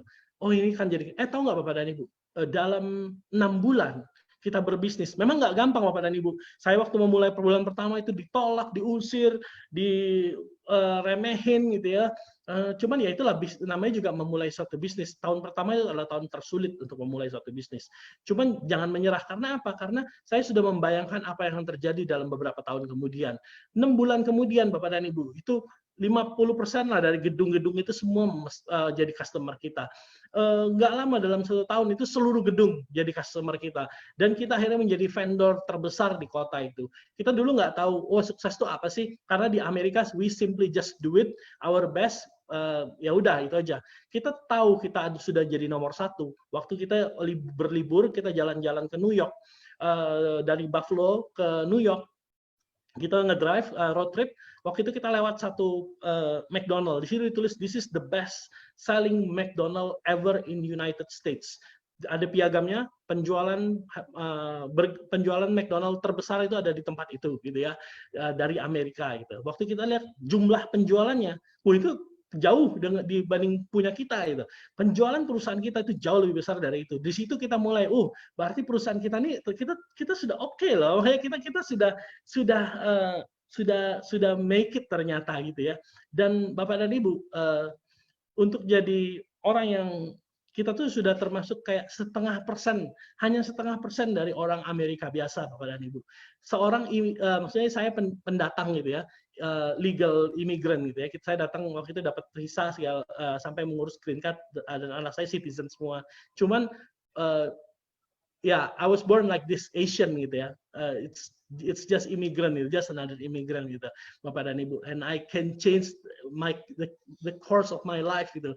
Cuman karena bermimpi, berdoa, dan saya ngomong gitu, Bapak dan Ibu. Kalau ada kayak hal-hal negatif kita nggak pernah mau ucapin. Kita nggak mau pernah tunjukin bahwa hidup kita susah, penuh kegagalan. Nggak pernah ada yang kayak mau ketemu temen, mau curhat, itu kita nggak pernah selama di Amerika gitu ya. Kita selalu think positif, kita selalu berdua, kalau nggak sanggup kita berdoa. Dan selalu kita katain, pasti bisa lewatin semua ini gitu ya. Karena masa sulit pasti akan datang gitu. Dan Anda akan selalu dibuat untuk stop mengejar mimpi Anda gitu. Itu alam akan membuat seperti itu gitu Bapak dan Ibu. Tapi waktu semuanya sudah terjadi itu akan smooth Bapak dan Ibu. Semuanya akan menjadi enak, lancar waktu semuanya sudah terjadi gitu ya. Nah, jadi Bapak dan Ibu, mungkin di sini ada yang baru mulai di AFC banyak penolakan atau sudah banyak yang nawarin, begitu tawarinnya saya udah member sama si ini, member sama itu, jangan tergoda untuk mengatakan hal-hal yang negatif Bapak dan Ibu. Saya sudah mengalaminya Bapak dan Ibu ya. Saya cuman dari kuasa mindset aja, ya of course doa harus ya. Dari mindset dan perkataan positif aja Bapak dan Ibu, hidup saya berubah gitu ya. Dan saya mau ajak Bapak dan Ibu malam hari ini untuk ikut belajar begitu Bapak dan Ibu. Karena saya tahu, kenapa saya insist untuk bicara malam hari ini dan mengatakan yang saya ajarin malam hari ini Bapak dan Ibu ya. Karena ternyata yang saya baca satu buku Bapak dan Ibu, dan semua yang saya bicarakan ini itu ternyata yang saya alami dan saya sudah lakuin itu ternyata kayak sudah dibukukan di Amerika gitu Bapak dan Ibu ya. Dan ini yang saya ajarin ke Bapak dan Ibu. Ya mungkin hari ini nggak begitu panjang-panjang. Saya cuma mau ajak sharing malam apa yang saya alamin selama ini Bapak dan Ibu. Kenapa apa yang kami impikan selalu bisa tercapai gitu Bapak dan Ibu ya. Bukan karena kami sakti, bukan karena kami orang kaya, bukan karena kami banyak kenalan, banyak network, enggak ada justru Bapak dan Ibu. Kami cuma berani bermimpi dan kami menjalankan dengan the best yang saya bisa. Nah, dan setiap hari kami siramin mimpi kami Bapak dan Ibu ya. Kita sudah saat ini kita sudah menjadi salah satu MLM yang bukan dibilang terbesar, enggak juga, terbaik juga enggak, tapi apa ya, dibilang MLM yang paling berpengaruh lah ya, berpengaruh. Jadi kita tuh AFC adalah salah satu MLM yang paling berpengaruh di Indonesia Bapak dan Ibu ya. Tapi kita nggak berhenti di sini Bapak dan Ibu. We have another dream gitu ya. We have another big dream. Masih banyak di list saya yang saya harus yang kita akan achieve bersama-sama Bapak dan Ibu ya. Kita nggak akan pernah berhenti bermimpi dan menjadi lebih ini we just start gitu. Di AFC it's just started gitu ya. Masih panjang perjuangan ke depan, masih banyak hal-hal yang nanti kalau saya ceritain akan menakutkan Bapak dan Ibu gitu ya. Wah, makanya mimpi kita nggak stop sampai di sini. Pasti kita akan jadi super keren Bapak dan Ibu. Pasti kita akan terus selalu upgrade gitu Bapak dan Ibu ya. Dan saya mau ajak Bapak dan Ibu malam hari ini, ayo kalau yang masih belum punya mimpi, tapi kalau Bapak dan Ibu dibilang, oh saya sih nggak butuh, saya mah udah kaya, saya udah wealthy, dan saya cuma mau pakai produknya aja, itu nggak apa-apa gitu. Cuman saya mau ngajak buat Bapak dan Ibu yang serius, mau mengubah hidup Bapak dan Ibu. Mungkin saat ini ekonomi Bapak dan Ibu lagi kurang baik, mungkin Bapak dan Ibu saat ini struggling, dan saya mau bilang malam hari ini Bapak dan Ibu, ada satu program yang bisa merubah hidup Bapak dan Ibu dan tanpa modal gitu ya. Nomor satu, punya mimpi. Yang kedua, siramin mimpi Anda dengan hal-hal yang tadi saya sharing ya. Pertama adalah cancel dan saya ulang lagi biar nggak lupa ya. Cancel and replace. Cancel semua hal-hal negatif yang sudah disebutkan untuk Anda. Bahkan hal-hal negatif yang Anda sebutkan untuk diri Anda sendiri, Anda segera cancel. Malam hari ini kalau ada waktu setelah acara ini, ajak keluarga Anda, mungkin kita bergandengan tangan gitu ya, kita curhat aja sama keluarga gitu ya. Kita bilangin kita mesti cancel, mesti replace. ngomongin aja, nanti kita mesti replace bareng-bareng, ajak keluarga ngomong, itu powerful sekali Bapak dan Ibu, powerful banget. Jadi ajak anak juga gitu ya, ayo kita akan jadi keluarga yang ini ya, misalnya, aduh saat ini mungkin belum gitu ya, tapi bilang ke anak, papa akan menjadi orang yang sukses gitu, papa akan menjadi orang yang kaya, menjadi kaya itu nggak dosa loh gitu loh, itu hak Anda gitu loh, hak Anda untuk menjadi kaya gitu. Ayo ajak ngomong malam hari ini. Challenge saya ya, buat Anda yang mau hidupnya berubah secara finansial, Anda ajak istri Anda, ajak anak Anda, bilang, sebentar lagi papa akan jadi orang kaya gitu. Kamu mau apa gitu? Apa yang kamu pengen gitu ya? Yang anak Anda pengen, print. Yang istri Anda pengen, print. Itu jadi tugas Anda. Gitu ya. Terus itu powerful sekali Bapak dan Ibu, karena keinginan anak Anda itu menurut saya adalah mimpi yang paling dahsyat, yang paling menggigit, membuat hati Anda bergetar gitu ya. Apa yang istri Anda ingin gitu ya, itu akan yang membuat hati Anda bergetar dan Anda akan tidak pernah lupa dan Anda akan kejar itu gitu ya. Jangan lupa cancel and replace bareng-bareng bersama keluarga, itu akan lebih powerful. Yang kedua adalah afirmasi dan visualisasi. Jangan lupa mimpi tersebut harus di-print atau ditaruh jadi handphone Anda di sininya gitu ya. Jadi itu ada gambar apa yang Anda ingin cita-citakan. Setiap hari lihat, taruh di WC pun nggak apa-apa Bapak dan Ibu, supaya lihat setiap hari. Taruh di meja makan, taruh di manapun, itu Anda harus selalu lihat. Dan visualisasiin sampai jiwa Anda bilang, yes, ini pasti akan terjadi. Sampai afirmasi itu affirm. Maksudnya jiwa Anda agree dengan Anda gitu. Yes, ini sudah terjadi gitu ya. Itu Anda harus sampai satu baru semuanya akan terjadi. Fokus dan training. Training maksudnya biasakan diri Anda untuk, oh iya saya ini nanti saya begini. Biasakan sepertinya ini sudah terjadi ya Bapak dan Ibu. Nggak panjang-panjang sih, 1 jam ya, sudah 1 jam. Saya again malam hari ini kita mau cuman sharing-sharing pengalaman aja. Mungkin nggak bisa terlalu panjang juga. Dan kalau ada yang mau tanya, silakan pakai chat pribadi ya. Tapi Bapak dan Ibu yang tadi saya share, tolong kalau Anda mau merubah hidup Anda, pelajari Bapak dan Ibu hal ini ya. Ini hal yang mengubah hidup saya Bapak dan Ibu. Aduh, kalau diceritain Bapak dan Ibu ini bisa berjam-jam ceritanya gitu ya. Dan semuanya cuma modal mimpi aja sih, mimpi, dan kita siramin mimpi kita gitu. Ernest itu banyak teman-teman saya dulu di Bandung, sekarang mereka kayak, waktu saya di Amerika aja banyak yang nggak percaya bisa ke Amerika, bisa ke Swiss juga, itu hal yang mustahil Bapak dan Ibu. Oh ya, saya mungkin pengen cerita tentang gimana saya bisa ke Swiss Bapak dan Ibu ya. Papa saya bangkrut waktu itu Bapak dan Ibu, dan tidak punya uang sama sekali ya. Jadi rumah sudah disita, mobil tadinya ada 8 mobil habis, nggak ada lagi gitu ya. Sampai rumah pun nggak ada lagi terakhir gitu ya. Dan saya mesti mulai kuliah dengan benar-benar tidak ada uang gitu ya Bapak dan Ibu ya. Saya kos di tempat yang paling kecil di Bandung, dan semua orang tahu si Ernest benar-benar nggak ada. Madesu deh ini ya gitu. Wah ini anak madesu, udah dari luar kota, papanya bangkrut pula gitu ya. Tapi Bapak dan Ibu, waktu itu saya sih ya maksudnya sudah bisa deal with it gitu ya. Saya suka cerita aja sih, saya bahagia gitu ya. Cuman nggak tahu, perkataan orang tua itu sudah bilang tuh kayaknya ke Swiss tuh memang sudah di reprogram gitu. Jadi saya waktu selesai kuliah tidak ada harapan untuk pergi ke Swiss. Saya tanya mama saya, ada uang nggak mah untuk pergi ke Swiss? Mama saya bilang, mama cuma ada 5 juta. 5 juta it's nothing gitu. Untuk pendaftaran aja butuh 50 juta. Dan untuk sekolah di Swiss itu butuh 6 bulannya butuh 22.000 Swiss franc. 22.000 itu ya 220 juta ya kira-kira, zaman dulu itu tahun 98 Bapak dan Ibu, itu gede. Nah, jadi tapi saya percaya somehow di dalam hati saya sudah tahu saya akan sekolah di Swiss. Saya sudah ada gambaran di pikiran saya nanti akan ke Swiss, lalu dari Swiss saya akan ke Amerika. Itu tuh sudah diprogram gitu ya Bapak dan Ibu ya. saya cuma datang ke kantor itu, saya bilang, bagaimana caranya kalau mau ke Swiss ini? Ya kamu ikut tes dulu. Nih tes, tes selesai lulus. Ya lulus kamu berarti mesti bayar pendaftarannya 50 juta. Saya tanya mama saya, ada nggak uang 50 juta? Nggak ada, dia bilang. Ada 5 juta aja. Udah, tapi tetap percaya. Saya submit dokumennya, lalu itu mana uangnya? Belum ada. Ya udah, nanti kita kasih keringanan deh, begini. Akhirnya somehow Bapak dan Ibu, pada waktu deadline ya, tiba-tiba uang itu ada gitu. Lalu itu baru mulai dari itunya aja ya, hal yang paling kecil, baru form pendaftaran 50 juta. Belum beli tiket pesawat, belum urus visa. Saya tanya lagi, ada nggak mah? Ternyata nggak ada. Kebetulan waktu itu kakak saya baru memulai usaha gitu ya.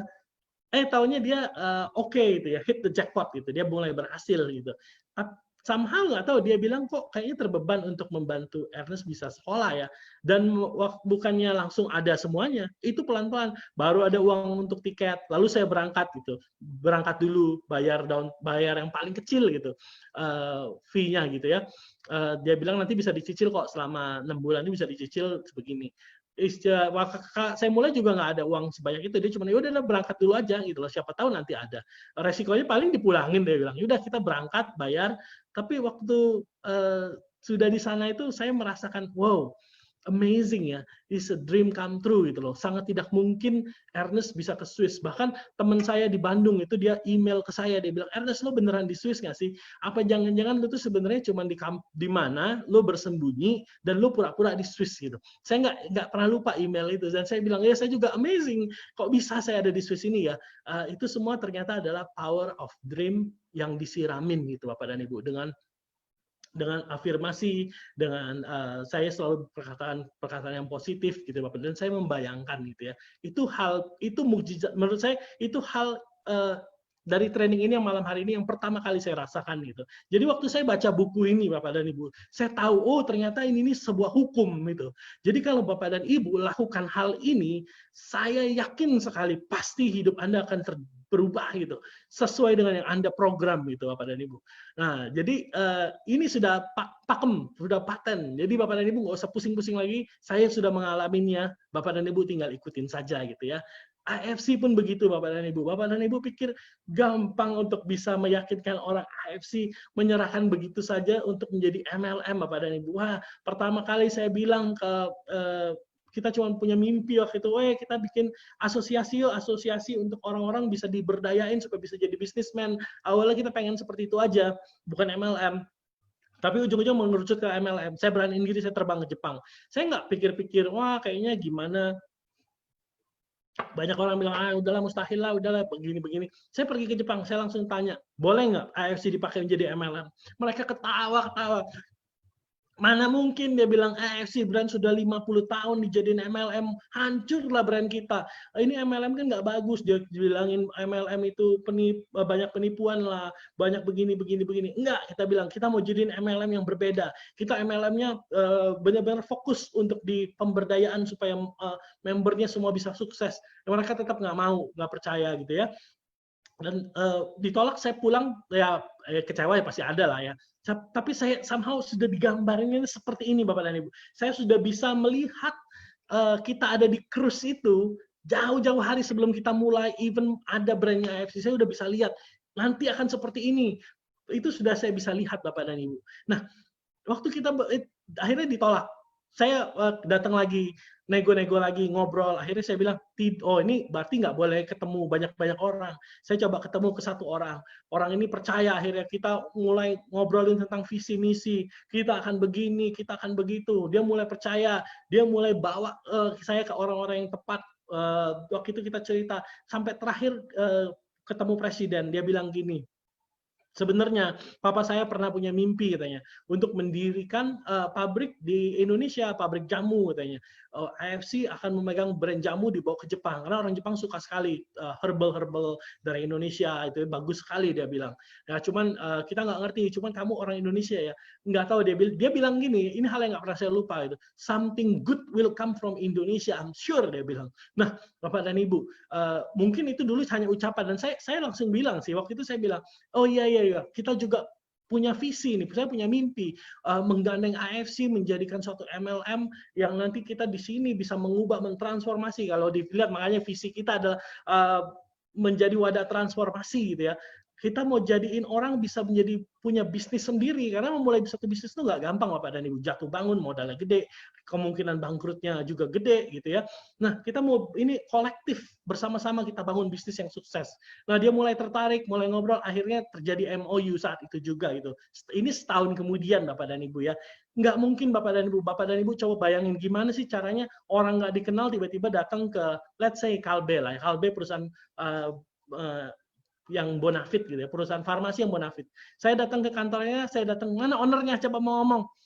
Itu aja nggak bisa ketemu owner. Perusahaan besar begitu Bapak dan Ibu, ribu-ribuan orang yang kerja di AFC, cuman yang kerja ribu-ribuan. Gedungnya banyak gitu, kita bingung mau masuk gedung yang mana.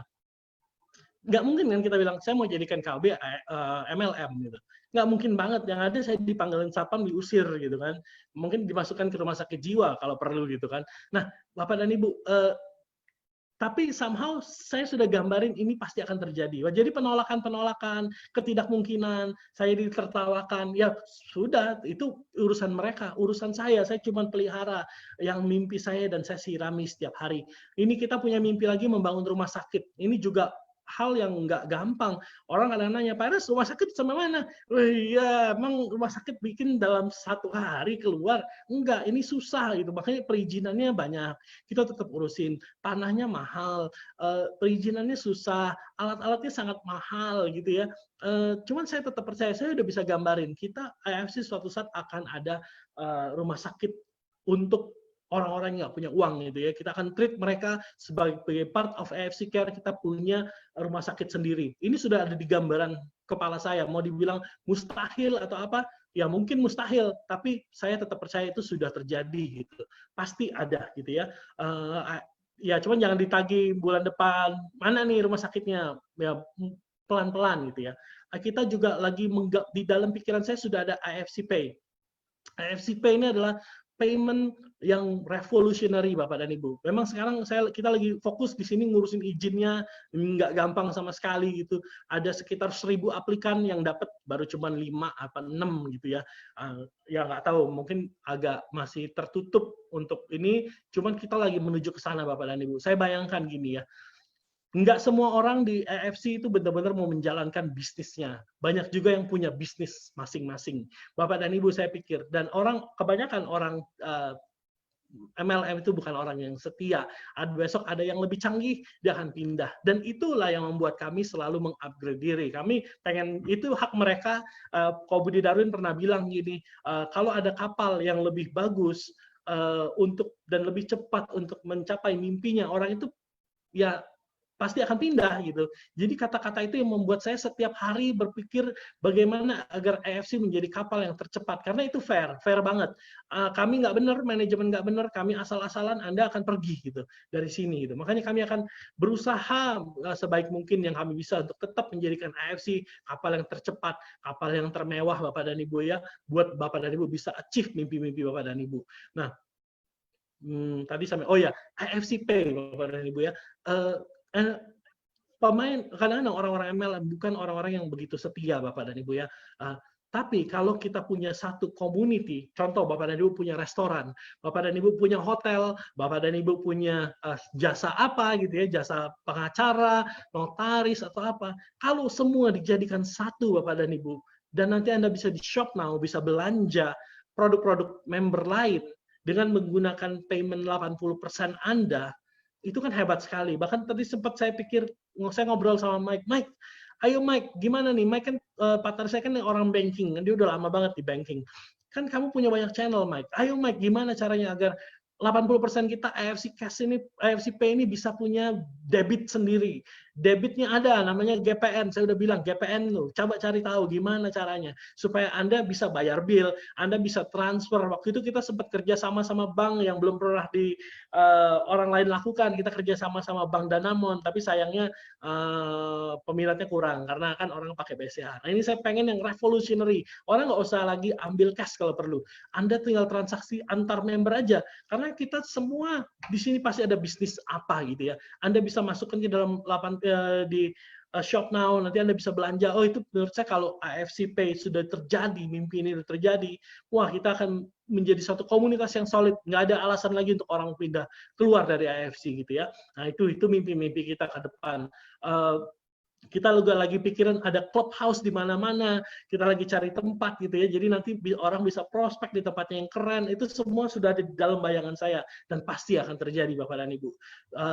Seberapapun sulitnya itu menurut saya itu pasti akan terjadi. Nah Bapak dan Ibu, malam hari ini saya ajak. Pertama punya mimpi yang menggigit. Kalau belum punya, malam ini ajak istri dan anak ngobrol. Itu paling seru deh, ngobrol. Kamu mau apa? Bilang, papa sebentar lagi jadi orang kaya nih. Kamu mau apa nak? Anak kalian bilang, papa mau ini ya, mau beli apa ya? Apalah yang bilang jangan yang murah-murah, jangan boneka, jangan apa. Anak kamu mau apa? Nanti dia sebut. Contoh saya mau butuh iPad, jangan iPad lah ya. Apalah saya nggak tahu lah. Anak Anda mau apa? Tulis, tempel. Tanya istri Anda mau apa? Mama mau tas baru, tas LV atau apa, wow, nothing wrong with that gitu. It's okay, cuman jangan berhutang ya. Tunggu sampai beneran punya uangnya lalu beli. Karena hutang akan menghancurkan Anda. Jangan pernah berhutang. Kita nggak pernah ajarin untuk Anda berhutang ya. Kumpulin tabung uangnya gitu. Dan Anda beliin gitu ya. Nah makanya bermimpi dulu. Misalnya Mama mau punya rumah yang bagus Pak. Rumah saat ini nggak enak, nggak nyaman. Ayo tugas Bapak print langsung rumah mau seperti apa, di daerah mana, pergi ke rumah 2-3, cari rumah yang terbaik, print aja, tempel. Nanti pasti akan terjadi gitu ya. Nah, sekarang udah jam 8.20, kayaknya itu saja dulu. Kalau mau cerita kapan deh kalau ada waktu kita ketemu, saya mau cerita lebih dekat dengan Bapak dan Ibu, saya akan ceritakan semua pengalaman hidup saya, semuanya cuma ini aja sih modalnya Bapak dan Ibu ya, mimpi dan siramin mimpi Anda. Dan saya yakin malam hari ini pasti bisa terjadi juga Bapak dan Ibu, buat Bapak dan Ibu semua. Oke, kita mau buka untuk kalau ada pertanyaan ya. Angga, tolong infoin saya kalau ada yang mau bertanya.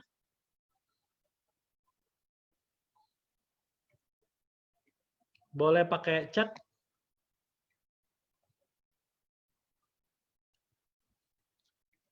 Enggak. Mana sih enggak?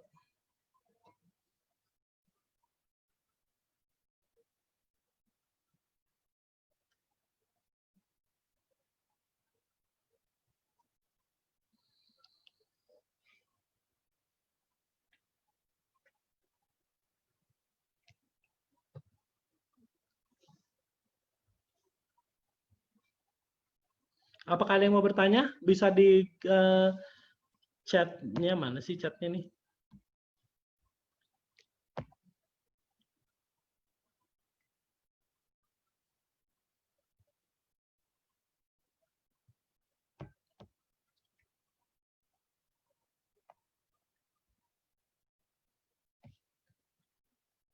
Oke, ini dia saya baru buka chatting room-nya. Oke, saya baca. Waduh, panjang banget ya. Oke, ini ada pertanyaan yang ini pertanyaan banyak banget, Buset. Paling atas, sabar ya Bapak dan Ibu, saya ke atas dulu paling atas. Salam, masih salam dari Palangkaraya. Kenapa ada box hitam? Wah, ini tadi selama ini box hitam semua apa gimana? Enggak Pak, box hitamnya cuman part gitu Pak, di dekat presentasi sedikit. Oke. Coba enggak, ada pertanyaan apa enggak? Di ini enggak? Pak, bentar.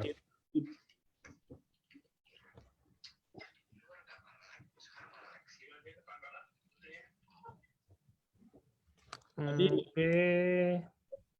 Nih ya, saya cari.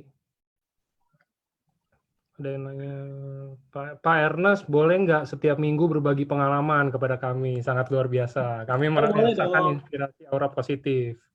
Boleh dong, boleh banget. Dan bahkan kalau Bapak dan Ibu punya tim, butuh kita semua ready untuk temenin Bapak dan Ibu ya. Bukan prospek ya, maksudnya sharing di grup gitu ya Bapak dan Ibu. Ini semua tentang kotak hitam. Kotak hitam apa sih ini? Itu semacam itu Pak, tadi error dari Zoom-nya, jadi ketutup hitam sedikit gitu. Oke. Ada pertanyaan apa lagi nih? Tadi ada pertanyaan. Oke.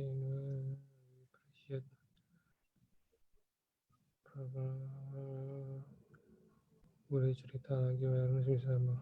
Kapan menyusul Medan? Kapan menyusul? Medan segera. Kantor di Medan segera. Kita lagi lihat tempat di Medan, Bali, dan Bandung. Mudah-mudahan ada yang jodoh ya. Pasti kita akan ada di tempat-tempat yang asik.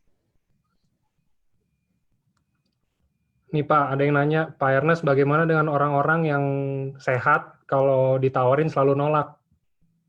Sehat, ya. Kadang-kadang kalau orang sehat, mungkin tawarinnya jangan, pertama ya, of course kita harus jaga kesehatan, maintain lebih bagus daripada menyembuhkan. Terus kalau misalnya mereka sehat, tawarin peluang bisnisnya Bapak dan Ibu.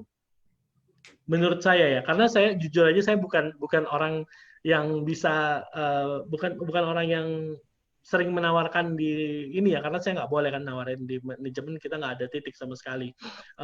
Tapi saya dengar dari Ko Budi Darwin cerita gitu, orang kaya manapun dia kalau ditawarin extra income pasti mau gitu. Nah, gimana caranya menjelaskan supaya orang ini terbuka mindsetnya? Orang-orang kaya loh, Pak Budi Darwin itu ya artis lah gitu ya, Anang Asanti bisa gabung, ada orang-orang kaya, orang-orang yang katanya oh itu punya beberapa Ferrari gitu ya, bergabung juga gitu loh. Kenapa? Karena orang kaya pun suka kalau ada extra income beberapa kalau Ko Budi Darwin mau nggak beberapa miliar untuk dalam beberapa bulan. Nah, itu ada videonya. Nanti kalau misalnya ada yang belum, boleh minta ke manajemen. Jadi pelajarin lagi apa yang Ko Budi Darwin tawarkan gitu ya. Itu saya juga lagi bikin staff saya untuk bikin supaya Anda nanti bisa nawarinnya gimana kira-kira ya. Itu mesti belajar dari Ko Budi Darwin gitu. Jadi justru orang sehat yang Anda cari, karena kalau orang sakit ya dia hanya akan beli dan beli gitu loh. Padahal Anda tuh di AFC ada peluang bisnis yang luar biasa gitu. Kalau orang sakit semua, susah menjalankan bisnisnya. Tim Anda akan susah bergerak. Jadi Anda harus memang cari orang sehat. Dan ditawarinnya bukan tentang produknya, tapi ini ada peluang bisnisnya. Produknya sangat bagus. Peluang bisnis gini. Nah, itu gimana caranya? Itu mesti Ko Budi Darwin yang jelasin ya. Dan itu ada videonya. Nggak usah hubungin dia. Videonya ada. Nanti minta aja linknya. Anda pelajarin gitu ya. Oke. Jadi bagus, justru jangan tawarin ke orang sakit, sangat perlu ditawarin karena kita membantu secara kemanusiaan supaya mereka terbantu secara kesehatan. Tapi yang Anda cari, Anda fokus harus orang sehat supaya bisa menjalankan sistem marketing plan-nya dengan maksimal gitu ya. Oke, ada lagi nggak? Ada Pak. Apa poin penting Pak Ernest sehingga bisa jadi kayak sekarang, jadi berkat untuk banyak orang? Poin pentingnya sih cuman ya kita memang punya mimpi untuk jadi apa ya, bukan legenda kayak wayang loh, apa sih, kita punya memang dari dulu kita apa disebutnya ya, saya lupa bahasanya, pokoknya kita memang dari dulu enough gitu ya, enough, making money is enough for us gitu. Kita pengen give back gitu ya, kita pengen menjadi impact. Kita pengen jadi impact buat banyak orang. Gimana sih cara jadi impact gitu? Saya dulu pikir karena saya suka sharing gitu ya. Saya pikir tuh jadi pembicara gitu ya, kayak James Gui atau apa. Cuman kalau menurut saya yang paling hebat adalah membagikan pengalaman kepada pengikut gitu ya, Bapak dan Ibu ya. Dan di sini ada AFC. AFC yang mengikut banyak sekali kan. Dan di sini saya senang sekali bisa sharing. Jadi mimpi kita cuma sebenarnya pengen Anda hidupnya berubah aja sih gitu loh. Anda lewat AFC bisa hidupnya berubah. Itu sih poin-poinnya. Dan saya yakin ini Tuhan berkenan gitu ya. Jadi Tuhan banyak buka hal-hal yang impossible, yang belum pernah terjadi sebelumnya di sini gitu. Nah, next, Angga. Kapan kontekan Pak produk-produk barunya akan di launching? Ada itu pasti. Itu kita udah siapin semua. Kan kemarin kita share-share juga. Tapi tenang aja Bapak dan Ibu, kita akan selalu menjadi market leader gitu ya. Soalnya yang partner kita ini AFC, orang-orang yang bekerjanya memang di bidangnya untuk pengembangan produk-produk gitu. Mereka profesor, mereka researcher, mereka gelar-gelarnya PhD itu banyak sekali di AFC. Jadi mereka tiap hari kerjaannya meneliti. Oh ya, saya mau share satu. Mereka lagi bikin suatu produk keren banget. Penelitiannya ini pertama kali mereka lakukan kolaborasi dengan ilmuwan dari Belanda, ekstrak tomat. Ini saya udah pernah share juga. Jadi mereka sedang bekerja sama. Dia bilang ini demi Indonesia nih. Dia bilang katanya karena kita selalu bilang demand what is next gitu. What is next gitu. Mereka bilang ini pertama kali nih kita kolaborasi dengan ilmuwan Belanda. Ilmuwan Belanda ini menemukan bahwa ekstrak tomat itu kalau dibelah partikelnya menjadi nano, maka 25 mg aja bisa menjadi seperti memakan 1000 tomat. Nah, orang yang darah tinggi, dia bilang katanya, testimoni AFC ini luar biasa, SOP. Tapi ada satu yang kurang katanya. Kita belum begitu melihat, jadi kan dia bikin present kayak circle gitu ya. Satu circle paling besar adalah diabetes, nomor 1 testimoni, kedua sendi, ketiga baru darah gitu. Dia pengen boost lagi, bukan jelek ya, maksudnya sudah sangat bagus, cuman dia pelajarin lagi. Oh ternyata orang darah tinggi ini memang kadang-kadang harus minum aspirin gitu ya, untuk supaya darahnya lancar. Tapi keburukan daripada aspirin dia bilang adalah kalau Anda minum aspirin terus-menerus, maka pembuluh darah Anda akan menipis dan bisa pecah. Gitu. Nah, ekstrak tomat ini bisa menggantikan aspirin tanpa ada efek menipiskan pembuluh darah. Jadi dia bilang keren sekali ini. Waktu mereka mendengar ilmuwan Belanda ini punya ini, dia langsung inisiatif, kita mau adain kerjasama dengan ilmuwan Belanda ini. Of course yang lagi diurusin sekarang adalah kerjasamanya bagaimana Anda bisa diprotek di sini ya. Kita maunya kalau ada begini harus eksklusif buat Indonesia, nggak boleh buat orang lain, nggak boleh buat perusahaan-perusahaan MLM lokal di Indonesia, semua terprotek Bapak dan Ibu. Itu fokus kami banget tuh. Kami selalu protek kepentingan Anda berbisnis di AFC gitu. Jadi enak. Jadi kan ntar udah nawarin nggak ada yang ngopi-ngopi gitu. Paling ntar ada rasa tomat. Tapi bukan dari ilmuwan Belanda ini yang pasti. Oke, next. Produk keren pokoknya sudah disiapin. Udah kita siapin dari sekarang. Kita sudah berpikir 5 tahun ke depan Bapak dan Ibu. Jangan khawatir ya. Tapi nggak bisa semuanya dikeluarin langsung. Kalau keluarin langsung semua, pertama BPOM itu urusnya bisa 1,5 tahun sampai 2 tahun. Yang kedua kalau keluarin semua nanti Bapak dan Ibu pusing nawarinnya yang mana gitu ya. Jadi tenang aja. Tunggu tanggal launchingnya. Nih Pak, ada yang nyambung sih. Ini pertanyaannya ada yang bagus. Ini sewaktu pertama kali Bapak mulai AFC yang ke Jepang, bagaimana Bapak meyakinkan pihak Jepang, padahal lagi itu belum ada member satupun? Iya, waktu kita bicara sama lawan bicara, of course kita visualisasinya berbeda. Nggak bisa kita datang, permisi, mudah-mudahan, nggak bisa. Kita harus bilangnya dengan power gitu ya. Makanya itu penting tadi saya bilang. Punya mimpi digambarkan dan Anda merasakan sudah mengalaminya. Waktu kita ngomong, orang ini akan tahu, oh ini bervisi gitu ya. Maksudnya oh ini pasti akan terjadi karena kalau tipe berbicara sama orang-orang kayak di perusahaan besar gitu ya, mereka bisa mencium kayak leader lah ya. Leader bisa mencium, oh ini orang bisa saya closing, itu bisa kecium gitu. Jadi orang-orang seperti bisnismen itu selalu tahu, oh ini orang ada ada ininya nggak ya? Maksudnya visinya kuat nggak ya? Karena kalau visi yang nggak kuat, dia akan berhenti dan menyerah di tengah jalan. Itu yang mereka nggak mau gitu. Waktu saya bicara, mereka tahu semuanya sudah digambarkan. Nanti kami akan begini. Pokoknya kan sudah ada bisnis programmingnya. Maksudnya kita akan begini. Dalam 5 tahun brand AFC itu akan dikenal berapa persen orang di Indonesia gitu. Jadi semua sudah di program di mindset saya dan waktu saya sampaikan mereka dapat visinya gitu. Sebenarnya itu aja kan. Kalau kita ngobrol ke orang itu sebenarnya dapetin visi misinya gitu loh. Nah dia dapat dia mau apa, saya juga dapat dia mau apa. Jadi kita bisa kerjasama secara mutual. Oke. Next Angga. Next Pak, ini dari Dokter Alam Pak. Pak Ernest, cerita dong gimana caranya pertama kali bisa joinan sama Pak Michael dan ngajak Pak Niko jadi mau bareng bikin AFC.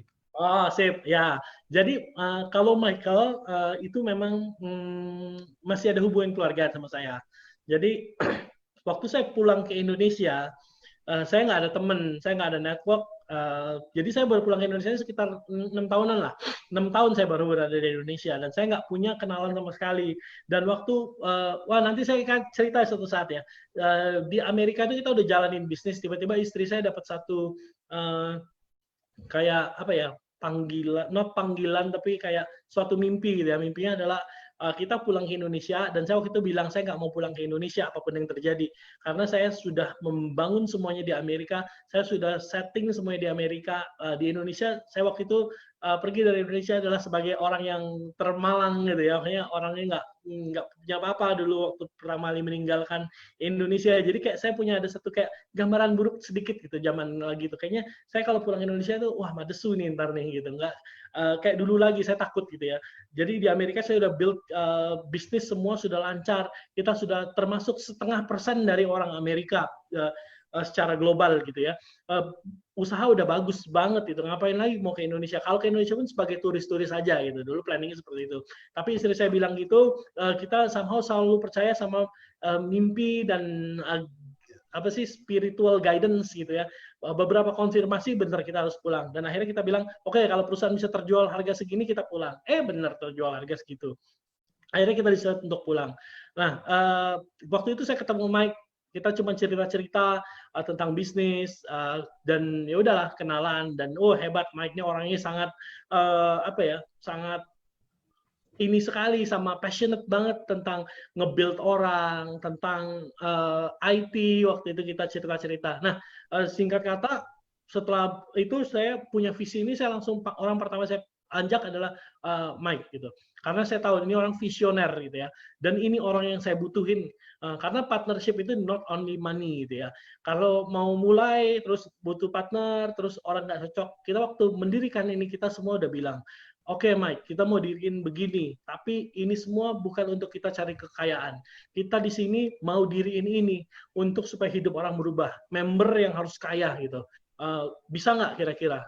Pokoknya kita nggak boleh greedy, intinya gitu sih. Kebanyakan MLM, perusahaan MLM ownernya jadi greedy gitu ya. Di apa, saking cepetnya di sini, kita sales tuh bisa ratusan M loh.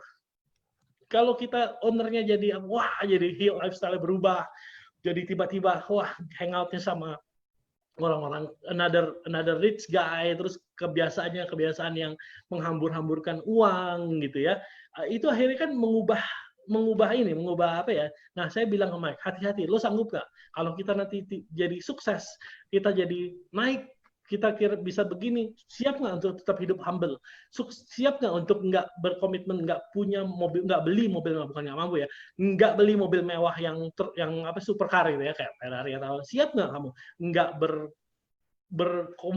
berkomunitas dengan orang-orang yang seperti ini, tapi kita bisa tetap humble, tetap melayani member, dan kemungkinan besar semua profitnya, bukan semua ya, kemungkinan besar sebagian besar profitnya adalah untuk pengembangan lagi dalam bisnis ini.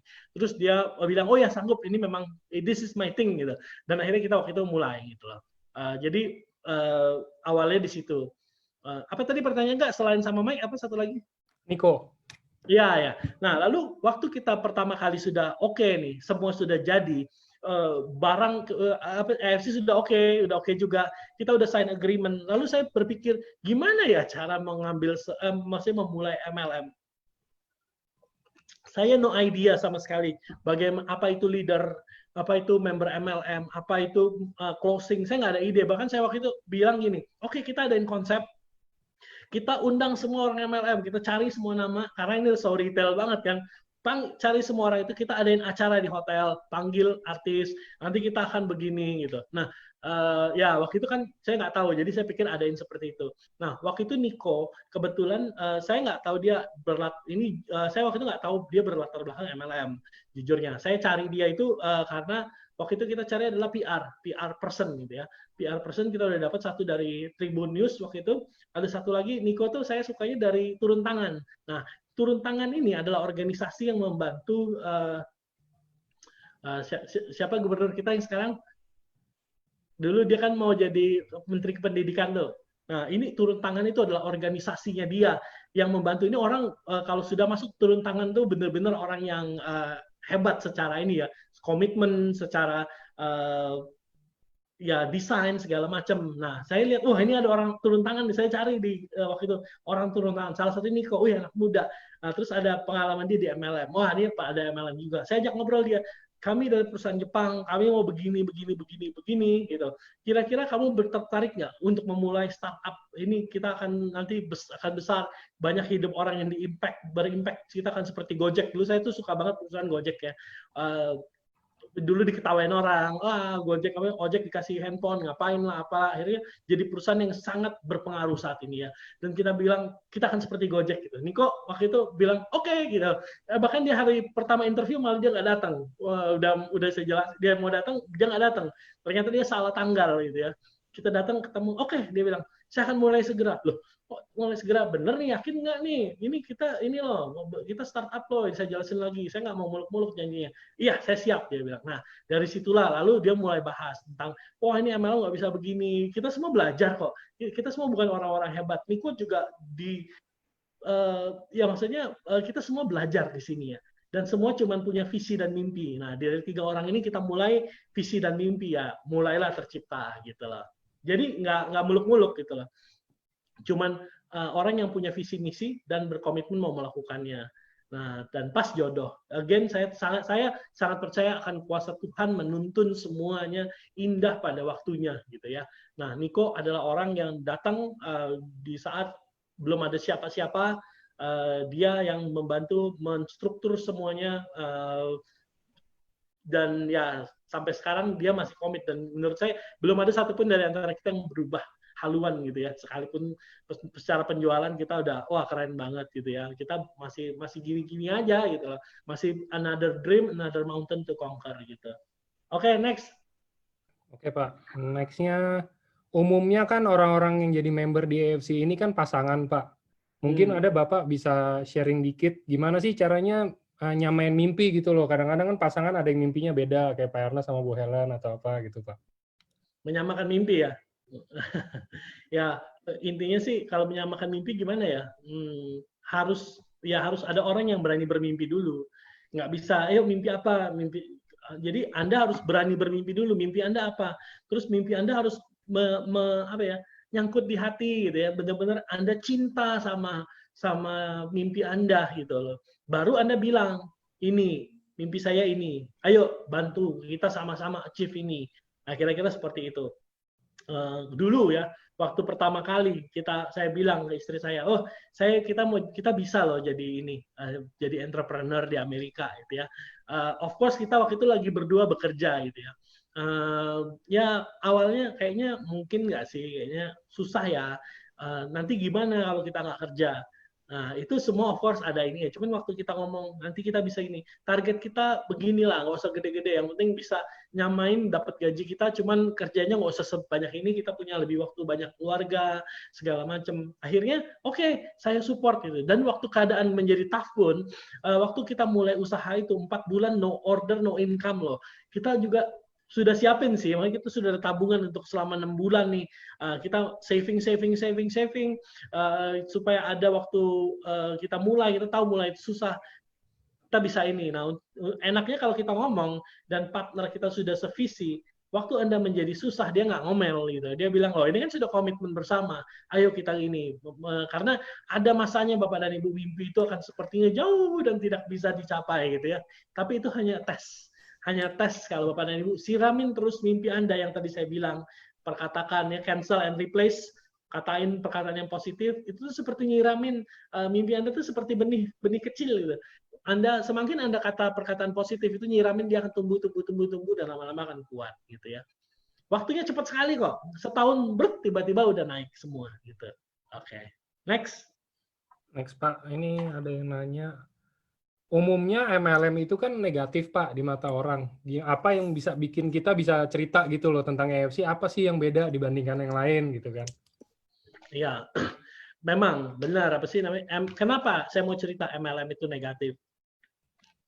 Dari dulu MLM itu adalah produk murah yang dijual mahal. Itu secara jujur-jujurnya ya. Karena produknya harus nilainya X ditambah bonus, ditambah expense, dan itulah harga jual. Jadi kalau mau jual produk segini, contoh ya ini berarti Anda mesti bayar bonusnya segini, ya itu harga jual. Jadi produk itu harus semurah-murahnya. Dan dulu waktu sempat kita ditolak oleh AFC, saya sempat karena sudah digambarkan apa yang akan terjadi nih, kita harus tetap punya MLM. Waktu AFC nolak di setahun pertama dia menolak, saya sempat mendatangin beberapa tempat untuk yang biasa membuat MLM gitu ya, dan saya kaget, wow harganya murah banget nih produknya, kok dijualnya segitu ya. Terus saya jadi bertanya-tanya, loh gimana mau jadi wadah transformasi kalau begini? Mas sama aja, dan ditawarnya adalah Bapak mainnya di marketing plan aja Pak, orang nggak terlalu peduli produk katanya. Di sekarang ini semua marketing plan, dan saya tuh nggak sukanya gini loh, marketing plan kalau dimain-mainin dengan ini ada chance untuk menjadi jebol. Jebol dalam artian perusahaan nggak sanggup lagi membayar komisinya karena terlalu besar, sehingga perusahaannya harus tutup dan owner harus kabur. Itu menurut saya, loh kita mau mendirikan wadah transformasi tapi ada begini, males bener kan? Apaan nih begini kan? Makanya kita mau ninggalin legacy yang baik tapi malah ada chance untuk nama kita jadi buruk dan kita harus nggak enak gitu kan, nama jadi buruk itu parah banget. Nah, jadi kita waktu pertama kali kerja sama AFC sudah disetujuin. Pertama yang saya minta adalah, oke, ini ada, saya pokoknya udah kan namanya juga udah dapat dan nothing to lose gitu ya, kita lempar lagi ke dia. Saya mau produknya harus nggak bisa ditemuin di negara lain. Anda harus formulasi khusus untuk kita. Di mana karena kalau MLM gini, Indonesia aja bayar pajaknya 30%. Waktu kita bukan 30%, sorry, 3 macam pajak. Waktu kita mengimpor barang, kita harus membayar nomor 1 biaya masuk. Yang kedua PPN 10%. Yang ketiga adalah PPH. Biaya masuk ini tergantung dari barangnya apa. Jadi ada HS code-nya, itu ada listnya. Mulai dari 5% sampai dengan 300% kalau itu barang mewah. Ada lagi PPH. Jadi kalau kita jualnya AFC semua produknya bagus. Ada kira-kira 20.000 produk yang dibuat oleh AFC dan dijual di dunia. Nah, kalau kita jual Omega 3, Propolis, ya pasti nggak bisa saingin sama Singapura. Singapura pajak cuma 7%. Mana bisa kita saingin? Pasti orang dan kita harus bayar marketing plan gitu. Nah, kalau saya bilang ke orang AFC, ini harus berbeda. Anda harus kasih yang lain daripada yang lain. Dia pertama agak marah gitu. Ini udah dikasih kerjasama yang eksklusif, tapi Anda demand another one gitu. Dia bilang, tuh kata saya, ya ini part of the transformation, ya kita bilang. Kalau kita mau jadi MLM yang oke, ini harus ini. Nah, terus waktu itu kebetulan, makanya saya sangat percaya ada ini ya, kebetulan gitu ketemu Kikuchi dan dia bilang kasusnya 1 hari, dia research nih ada produk bagus, baru dapat paten waktu itu dari perusahaannya Etosang, Nippon Barrier Free, nanti kita kolaborasi ini nih sama AFC, dia bilang. Nah, dan datanglah SOP 100 gitu.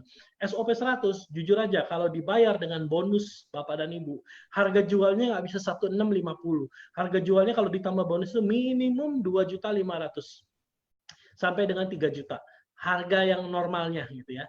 Cuman Jepang ini bagusnya gini, dia nggak bisa jual harga overpriced. Dia bilang, oh that's over, dia bilang nggak bisa ini produk harus dijual harganya stabil on the market, not below, not above, dia bilang stable price. Itu Jepang banget.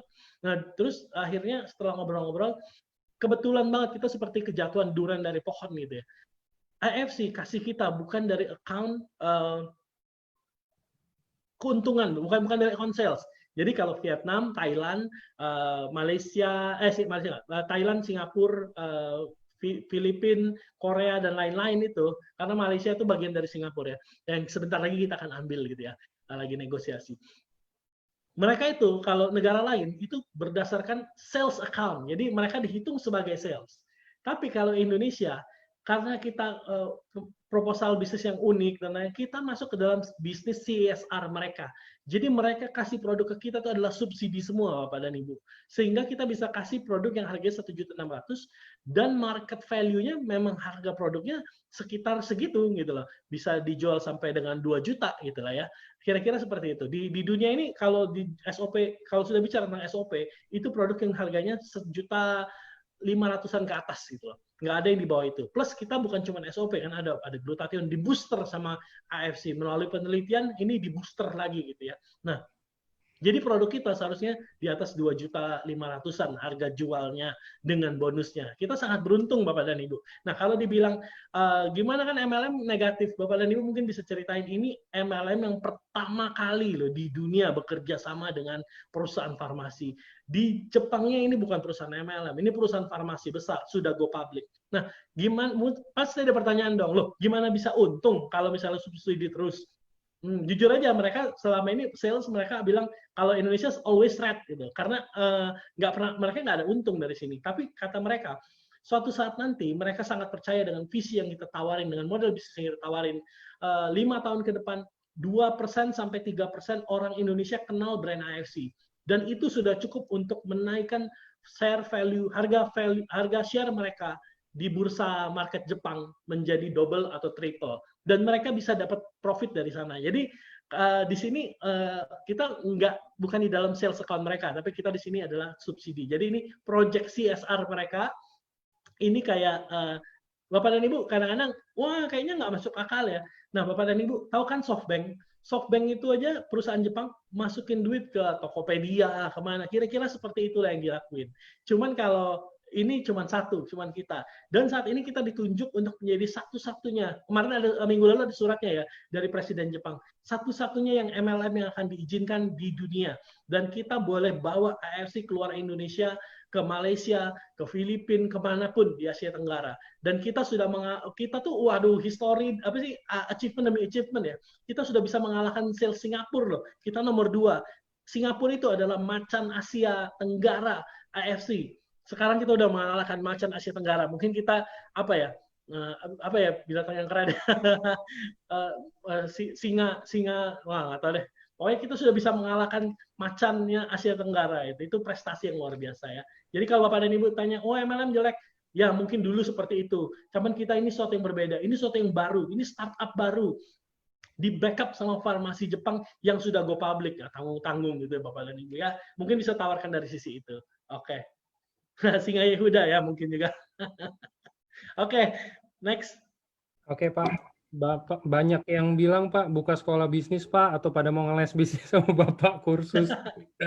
Jangan, kalau network udah belajar sama Budi Darwin udah paling atau sama Ardrian ya yang sudah Busido yang udah Aceh Busido dan upline Anda juga banyak ya mungkin Budi Darwin dan Ardrian beruntung dapat orang satu kiri satu kanan. Ini bisnis mudah banget Bapak dan Ibu. Bapak dan Ibu tinggal cari yang jalanin kiri, yang jalanin kanan. Sales kata Budi Darwin, Anda cuma dapetin salesman. Ini kayak Anda memulai satu bisnis ini titik Anda nih. Nah, Anda cari oh ini salesman kiri, ini salesman kanan. Kalau salesman kiri jalan, nah Anda tinggal tambahin lagi salesman di kanan. Udah selesai, Anda dapat bonus. Sebenarnya konsepnya sangat mudah, sangat gampang. Itu kenapa kita pilih binary. Bapak dan Ibu, kalau dilihat bonus kita tuh simple banget. Soalnya kita dari awal bilang, saya bukan orang MLM. Saya nggak mau terlalu ngejelimet, kadang-kadang ngejelimet ngejebak. Udah ngejelimet ngejebak lagi, nggak dapet gitu kan. Saya bilang apa yang sudah dikasih itu harus apa yang bisa yang udah kita budgetin harus dikasih semua gitu. Jadi kita udah maksimumin di itu dan kita bikin so simple gitu loh, nggak neko-neko gitu. Buktinya yearly ranking kita achieve dan kita sudah expect ada 2 orang lagi yang untuk achieve di Busido di tahun ini gitu ya, bahkan bisa 3 gitu. Nah, pokoknya leader-leader kita semua punya leader-leader yang luar biasa yang hebat. Mungkin kalau untuk bisnis lebih baik cara menyusun titik, strategi menyusun titik, itu mungkin lebih baik berkonsultasi sama mereka. Tapi kalau soal belajar mimpi, tadi saya udah ajarin semua tuh Bapak dan Ibu, tinggal ikutin aja itu teori, itu hukum. Udah kayak Bapak jatuhin gelas, pasti akan jatuh ke bawah. Tadi hukum, itu udah hukum. Tadi yang saya cerita itu kayaknya sudah hukum gitu. Saya dulu nggak tahu ini hukum gitu. Saya baca buku, oh ternyata orang ini melakukan hal yang sama. Oh ternyata ya berarti hukum dong gitu ya. Jadi kalau Anda lakukan itu pasti terjadi, pasti hidup Anda akan berubah. Kata-kata positif itu penting ya. Oke, next. Next. Ini Pak, bagus. Jadi kenapa harus AFC Pak? Sebelum Bapak mulai ini semua kan banyak nih perusahaan-perusahaan dengan produk-produk unggulan. Mungkin ada yang dari lokal, ada yang dari mana. Kenapa AFC? Ya, kalau lokal kan sudah cerita tadi. Lokal apa ya? Saya ada satu yang ini nggak ngomong ya. Makanya kadang-kadang gini. yang saya paling nggak suka adalah, oke, kita berbisnis nih. Kalau dulu di Amerika ya, kayak ke mall gitu ya. Jadi kalau kita dulu di mall, kalau misalnya kita mau buka toko konsep gitu ya di mall di Amerika, itu dijatahin satu mall tuh paling 3 atau 4 maksimum. Jadi supaya mereka nggak berkompetisi satu sama lain. Jadi mall bilang, ini di Amerika ya, mall di Amerika, kalau Anda mau punya uang, punya konsep, tapi itu sudah ada di situ, Anda nggak bisa, mesti tunggu yang itu tutup baru boleh buka. Nah, jadi nggak diadu gitu ya, nggak diadu sesama sampai satu kalah atau bahkan 5 gitu ya. Jadi kalau di Amerika, minuman boba, itu satu mall paling cuma 3 maksimum. Kalau di Indonesia kan suka dijotosin gitu ya, sampai 7, 8, 9, bahkan ini counter rame, tiba-tiba besok ada 3 counter yang ngelilingin gitu. Nah, kenapa saya nggak pilih lokal? Karena lokal, that's the mentality gitu ya. Mereka kan adu siapa aja, yang penting duit masuk ke bandar. sorry, but saya nggak ngomong pabrik mana ya, tapi itu I think it's mentality, local mentality gitu ya. Jadi kalau kita bikin yang lokal, mungkin Anda bisa pakai itu booming 1 tahun, tapi besok dijual kemana-mana gitu. Jadi saya nggak ngerasa ada aman dan nyaman. Terus nomor 2, ya yang ditawarin itu lagi gitu loh. Kita masuk baru, ya udah, lu ngikut aja lah yang sudah ada. Rasanya kita ubah lah, lo main di marketing plan. Kan tadi saya cerita. Jadi kita juga, hah?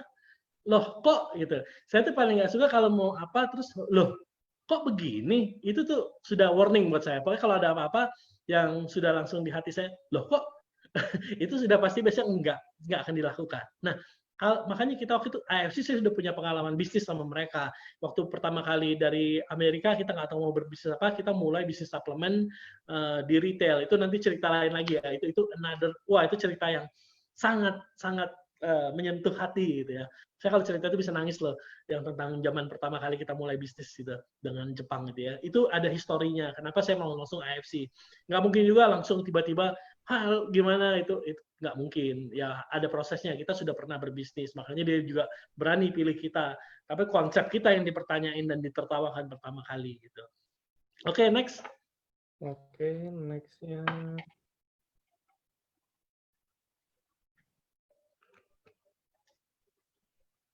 Udah jam 9 juga sih. Kalau mungkin udah ada last one ya Kak ya. Pak. Ini penutup sih, cocok Pak. Jadi ketika dulu Pak Ernest kan sering nih mendapatkan penolakan, terus kecewa apa segala macam. Apa sih yang bikin bisa Pak Ernest bangkit lagi untuk besoknya mulai lagi yang baru Pak? Ya itu tadi, mimpi yang menggigit jiwa gitu ya. Jadi kalau Anda contoh gini loh, mimpi Anda harus kayak Anda tuh naksir satu cewek gitu ya dulu ya. Waktu naksir, Anda kan kejar gitu loh. Misalnya contoh, oh naksir nih cewek keren, cocok nih sifatnya. Pasti kan Anda kejar. Ditolak, ya nggak apa-apa gitu loh. Usahain lagi gitu. Besok ya cari, ya seperti itu aja gitu. Karena mimpinya sudah menjadi bagian dari jiwa Anda. Jadi kalau ditolak pun Anda kan tetap keras kepala mengejar gitu loh. Menurut saya sih itu sih. Kenapa orang gampang kecewa, gampang meninggalkan mimpinya, karena mimpinya belum benar-benar melekat di dalam jiwanya, atau mimpinya bukan sebagai kebutuhan yang sangat penting gitu. Saya juga ada mimpi yang kayak misalnya contoh apalah mimpi-mimpi yang ya nggak jadinya juga nggak apa-apa lah gitu. Ya itu pasti ya biasanya nggak kejadian gitu. Karena kita nggak mau mengejar gitu ya. Dulu apa ya mimpi saya yang ini ya. Banyak lah kayak contohnya saya mau adalah mimpi-mimpi yang nggak terlalu penting gitu. Oh ya udahlah, mau enggak gitu loh. Jadi nggak terlalu menggigit. Nah, gimana Anda supaya Anda bisa terus kejar sampai Anda benar-benar dapat mimpi itu dan Anda ditolak, mau dihina, mau diusir, mau diludahin, mau diapain, Anda pengen tetap jadi Bushido gitu misalnya ya. Anda tawarin 5 kali, 10 kali, bahkan diusir di prospek terakhir guguknya keluar, Anda digigit pun gitu, Anda akan tetap jadi Bushido karena Anda sudah program Anda akan menjadi Bushido. Mau itu Anda diusir, dikeluarin dari grup, dari apa, jangan buat baper gitu ya. Jangan because apapun yang mereka lakuin ya kita simply tawarin, kita menawarkan itu jangan bawa perasaan Bapak dan Ibu ya. Menawarkan mimpi Anda, ini ada program bagus nih, begini. Kalau dia nggak mau, ya kata Komudi Darwin, ya sudah, kita udah tawarin, nggak apa-apa, kalau nggak mau nggak apa-apa, it's okay, malah lebih bagus. Siapa tahu nggak cocok. Itu kan soalnya MLM ini partnership. Anda membangun, bukan cuma jual produk loh. MLM ini bisnisnya Anda harus kolaborasi. Anda harus percaya sama orang di bawah Anda, orang di bawah Anda harus percaya sama Anda. Itu penting. Nah, jadi bukan one time deal Bapak dan Ibu. Jadi kalau orang yang menyebalkan atau orang yang sangat Anda tidak cocok, jangan dibawa ke tim Anda. Karena bisa jadi dia akan merusak semuanya keharmonisan di dalam situ gitu ya. Jadi ini bisnis agak unik memang itu. Bisnis person bisnis gitu ya. Jadi Anda bawa tim, mengembangkan tim bersama-sama gitu. Jadi pokoknya apapun kalau mimpi Anda menjadi sangat sulit di-achieve, perkatakan hal yang positif. Kalau Anda sepertinya sudah mau meninggalkan mimpi Anda, berarti mimpi Anda kurang Anda jiwai. Anda harus lihat lagi mimpi Anda, lalu Anda rasakan nikmatnya jika sudah achieve mimpi itu. Waktu Anda sudah melakukan itu dan sudah affirmative, yes, hati Anda sudah yakin Anda akan seperti ini. Nah, itu mau ditolak orang, mau diludahin orang sekalipun. Saya pernah loh Bapak dan Ibu di Amerika, pertama kali dia nyampe di Houston itu kita nawarin belum ada. Waktu saya pindah Houston juga gila-gilaan aja, main pindah aja. Teman nggak ada, network nggak ada. Kita coba just move and start over gitu ya. Karena panggilan hati itu ya Bapak dan Ibu. Dan waktu itu kita udah percaya. Saya waktu itu ditolak, diusir, dipanggilin satpam. Di satu hari itu Bapak dan Ibu kita ngedrive, saya samperin gedung-gedung satu persatu, saya ketok, saya ngajak ngobrol, diusir. Ada satpam datang, nggak boleh. Yang terakhir itu saya putus asa banget, ini the last one of the day. Saya harus closing nih gitu. Gimana caranya? Saya masuk ke satu gedung, taunya bukan disambut orang, itu kantor udah tutup, disambut burung bangke itu. Wak gitu. Saya sampai ketakutan dan itu saya bikin ya down hari itu. Tapi saya habis itu udah nah, makanya Anda perlu kalau mau sukses di MLM harus punya prospect list. Coret, move on, coret, move on, coret, move on gitu ya. Nah, jadi Bapak dan Ibu yang penting jangan putus asa, Anda jiwai mimpi Anda gitu. Ya udah, gitu aja semuanya. Saya mengucapkan syukur, terima kasih sekali Bapak dan Ibu mau ikut sharing hari ini. Semoga ada Bapak dan Ibu terbantu ya. Apa yang saya ceritakan saya sudah alamin semua Bapak dan Ibu. Dan ini amazingly will work seperti mukjizat Bapak dan Ibu. Of course semuanya harus dilandaskan dengan doa dan keinginan yang tulus Bapak dan Ibu. Jangan apa ya, bukan kalau misalnya contoh kalau saya dapat kadang-kadang berikhtiar atau janji gitu ya, janji iman misalnya contoh kalau saya misalnya begini saya akan lakukan, jangan gede-gede, saya takutnya kita nggak bisa tepatin. Contoh saya akan memberikan apa gitu ya, saya akan berderma, saya akan melakukan untuk sosial. Itu kadang-kadang kayak turbonya Bapak dan Ibu, kita kayak install turbo makin cepat gitu ya. Saya dulu sempat bilang kita pengen punya panti asuhan gitu ya. Kalau nanti ini work semua, pas tapi kita kan nggak bisa mendirikan panti asuhan, izinnya gimana, mengelolanya gimana kan nggak tahu. Tiba-tiba ada orang yang tepat datang, kita ada project begini, oke, deal gitu. Kita langsung bikin gitu. Nah, kita tinggal support dana dan akhirnya terjadi. Tanpa dana dari kita itu nggak terjadi. Tanpa kemauan dari mereka untuk melakukan itu juga nggak terjadi. Jadi Tuhan akan temukan pada saat yang tepat gitu. Bapak dan Ibu banyakin merenung tadi, banyakin doa supaya jalan yang terbuka. Oh, satu lagi adalah ya memberi tadi ya. Memberi itu sangat penting Bapak dan Ibu. Untuk membukakan pintu-pintu berkat buat Bapak dan Ibu semua. Apapun agamanya saya udah lihat gitu ya. Karena saya ini berasal dari keluarga yang ada 3 bahkan 4 agama Bapak dan Ibu ya. Di keluarga besar kami itu semua kita rukun sekali Bapak dan Ibu, kita ada 4 agama. Ada agama Islam, ada agama Kristen, ada yang Katolik dan ada yang Konghucu Bapak dan Ibu ya. Dan saya pelajarin karena kita punya satu grup yang solid. Kita nggak pernah menghakimi agama Anda salah apa segala macam. Kita nggak pernah ada seperti itu. Kita semua saling respect dan semuanya enak gitu Bapak dan Ibu ya.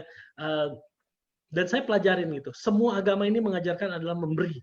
Kita harus memberi untuk menjadi berkat dan pintu berkat itu akan dibuka. Nah, saya mau cerita sedikit sebelum terakhir ya, sebelum ini.